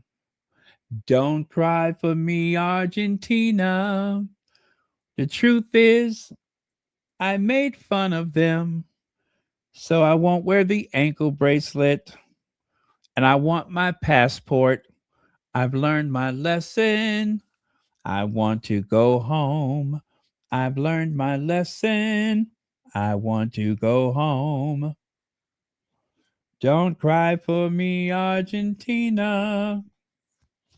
The truth is, I'm a big fat nothing. I have no manners. I'm disrespectful. I'm Argentina, and I always will be. So give me my passport and set me free.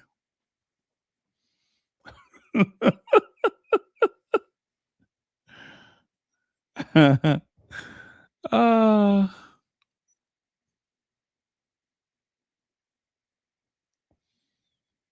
Hi, Barbara Harris.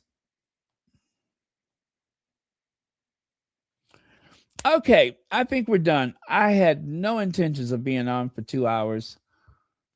But here we are. Well, thank you, family. I have enjoyed tonight. Remember, our Duchess was at the Children's Hospital of Los Angeles. Surprise visit.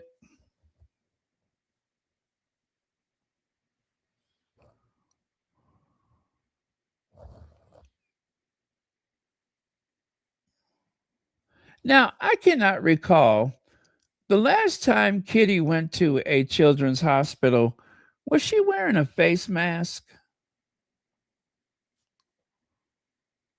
Was she wearing a face mask?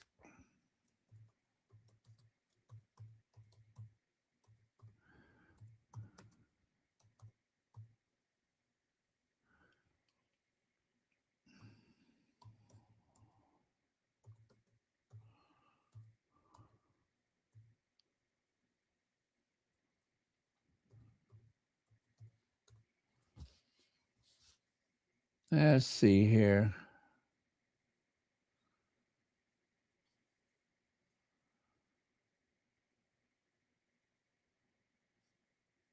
Well,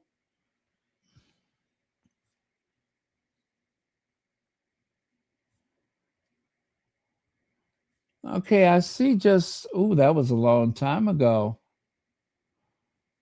How long ago was this one? 2023.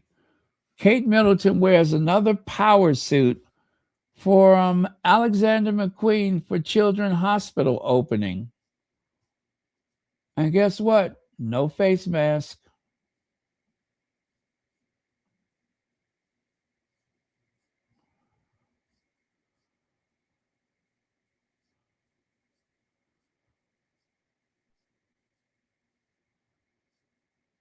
Yep, no face mask. How come that doesn't surprise me?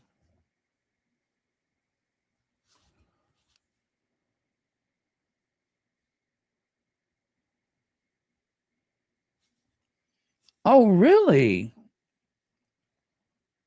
Oh, that is awesome. 2 million.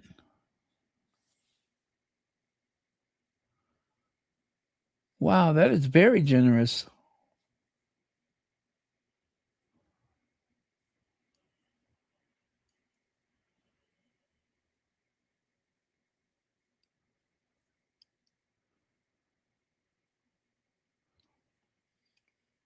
And to think I supported Argentina when they tried to take back the Malvinas Islands. Well, I'm sorry. They're going to be the Falkland Islands as far as I'm concerned. No more Malvinas. They don't deserve it.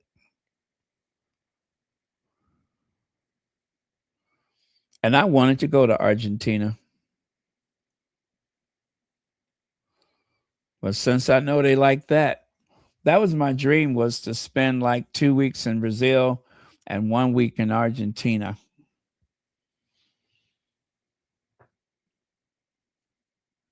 I did go to Brazil back in 2019. I was in Sao Paulo the business capital of Brazil.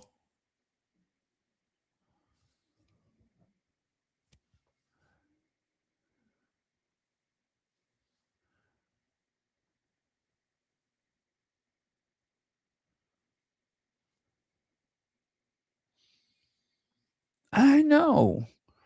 Well, didn't Charles go and visit the Queen during the height of the global pandemic? And then all of a sudden, Queen Elizabeth, his 90-something-year-old mama, they say, oh, there was a breakout at Buckingham Palace. There wasn't no outbreak at Buckingham Palace. That was a visit to Buckingham. I'm not Buckingham Palace. It was Windsor Castle. Yeah, that was because there was a visitor to Windsor. That's how that happened. It wasn't the staff. It didn't just happen.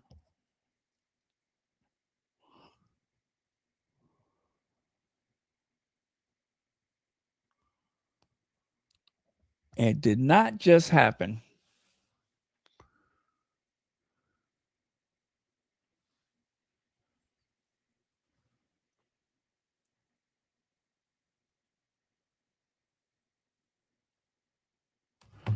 Okay, you guys, I'm going to say good night. Love you guys. See you tomorrow or later today, whichever comes first. TGIF.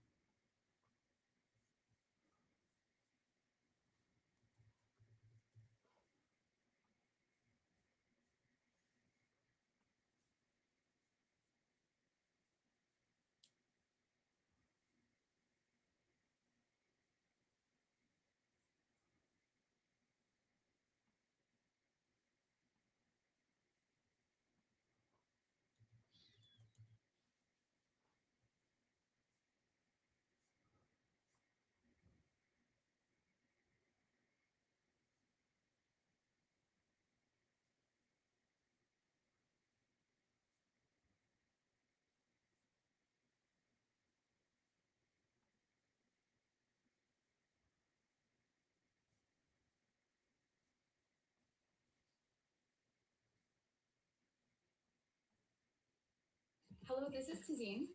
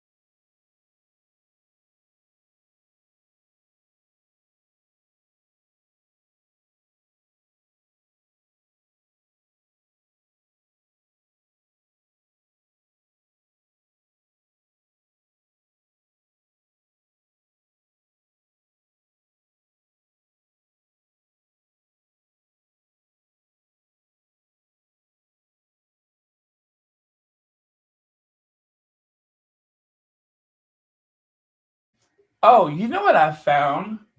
You know what I found that we haven't watched for a long time?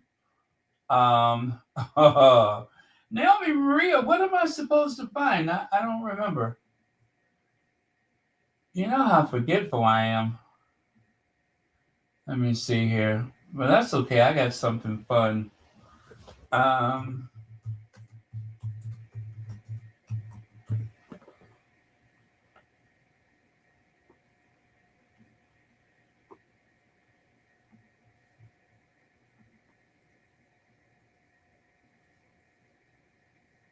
And the Princess of Wales has been spotted for the first time since having abdominal surgery more than 2 months. okay. You know what? That one is kind of crappy looking. Hold on. I got a neater looking version.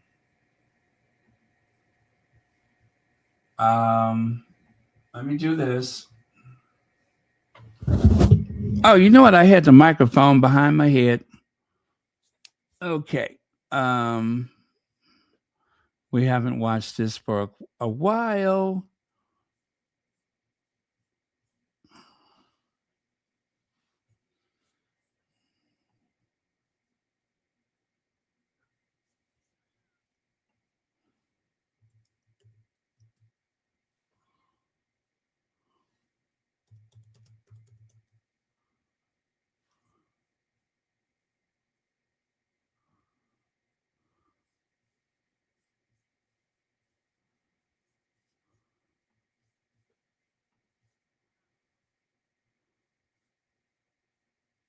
And the Princess of Wales. Oh, rats. That's the same thing. Hold on. Hold on. We could do better than that.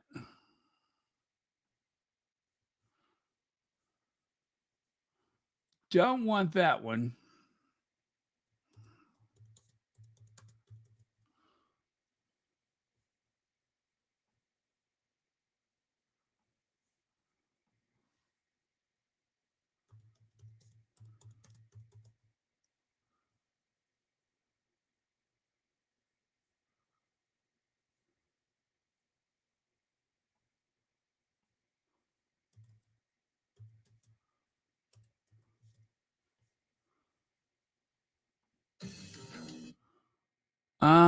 Oh my goodness, how come I cannot find it? Oh, wait a minute. Wait. Because I had it earlier. And you know how I am about quality.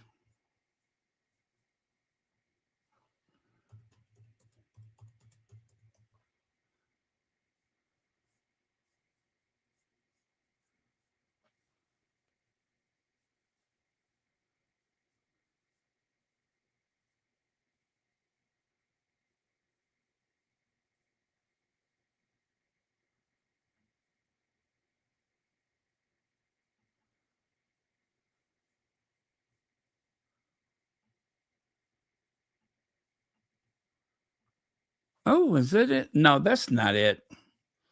Okay. Almost got it.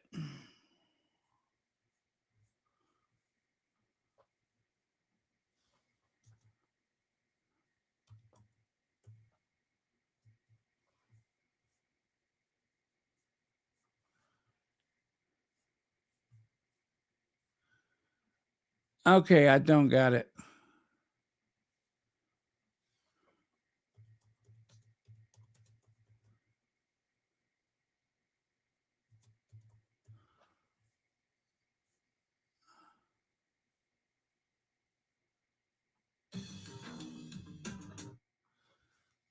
Uh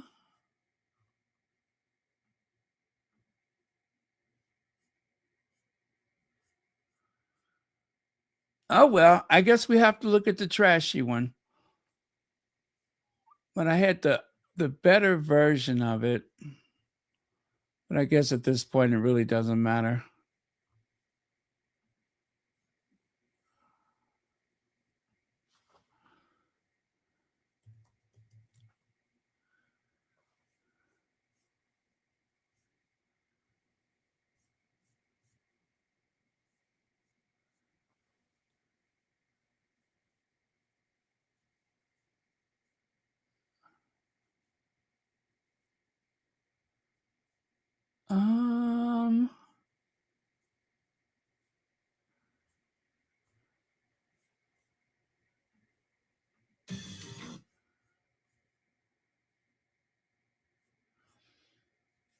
You know what? I think I mislabeled it. That's probably what I did.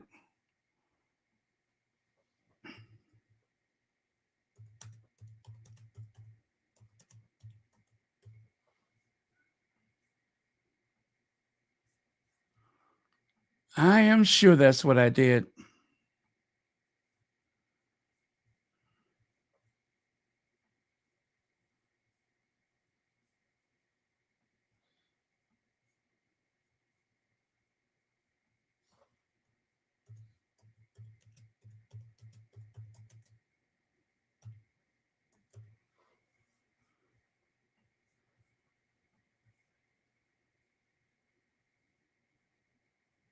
And the Princess of Wales has been spotted for the first time since having abdominal surgery more than 2 months ago. But the image of Princess Catherine in a car with her mother in Windsor has done little to quell the rampant speculation about her health.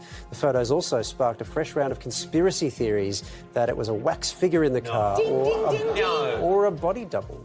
That is not her. What? Really? I don't think that looks like her. Could it be her sister, Pippa?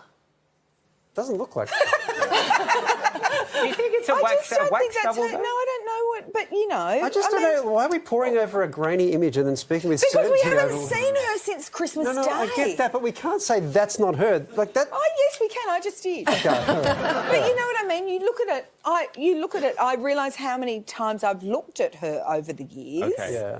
And I just go, that doesn't look like her. Isn't it interesting because the royal family isn't papped ordinarily, so it looks like they've forced her into the car, Get in the car. driven her past the paps in order to put everyone's minds That at would have ease. been Camilla. Get in the car! Get in the car! Charles, she won't get in the car. What should I do?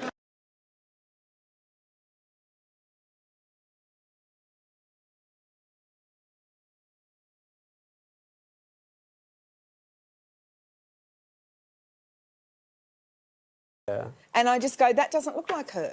Isn't it interesting because the royal family isn't papped ordinarily, so it looks like they've forced her into the car, Get in the car! driven her past the paps in order to put everyone's minds That at would have ease. been Camilla. Get in the car! Get in the car! Charles, she won't get in the car. What should I do?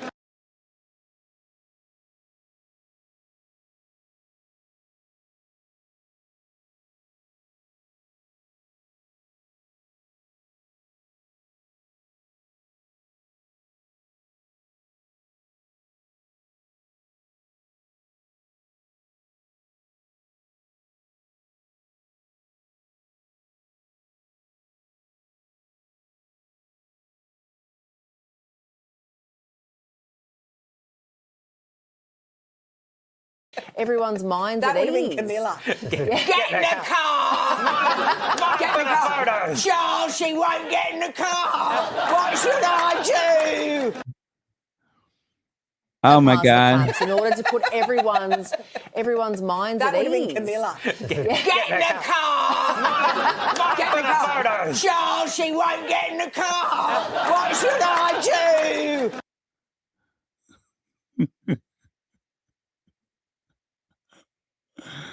Oh, okay. Yeah, anyway, that's the one that I was looking for. Remember, I was looking for that one day and I couldn't find it to save my life. Oh my goodness, I thought that was hilarious.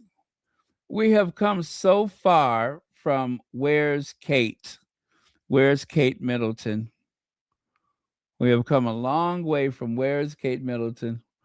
Let me see the fact, the lies and body double around the time of Kate's missing in action, strange happenings, any reason why people are skeptical about the cancer theory. Yeah, it was deliberately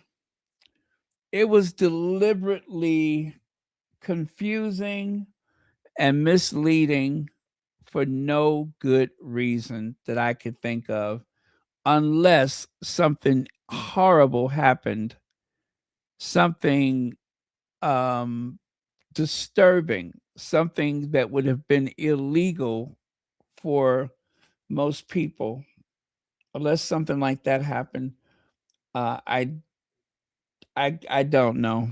I don't know We went over it again and again. It got so bad that they had to come up with the cancer story just to throw people off.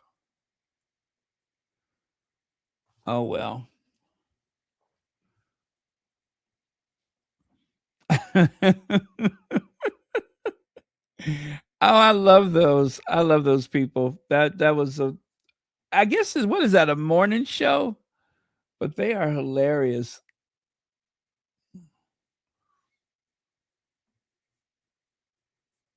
Gosh, and I still have the other one. Oh yes, I'm going to let me see if I could, let me stop because I know I won't find it. I know I won't find it.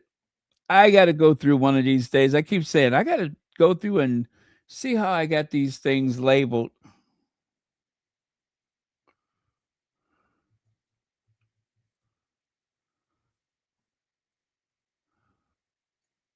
Yeah, I really got to do that one of these days.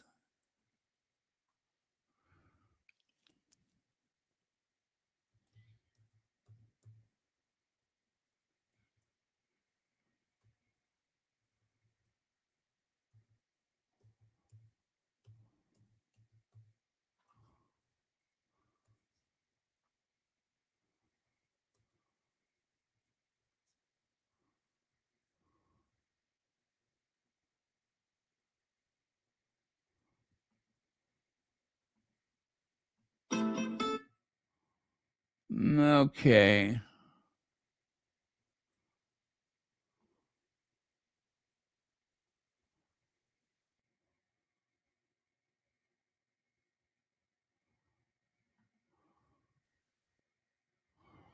Yeah, that's a good reason.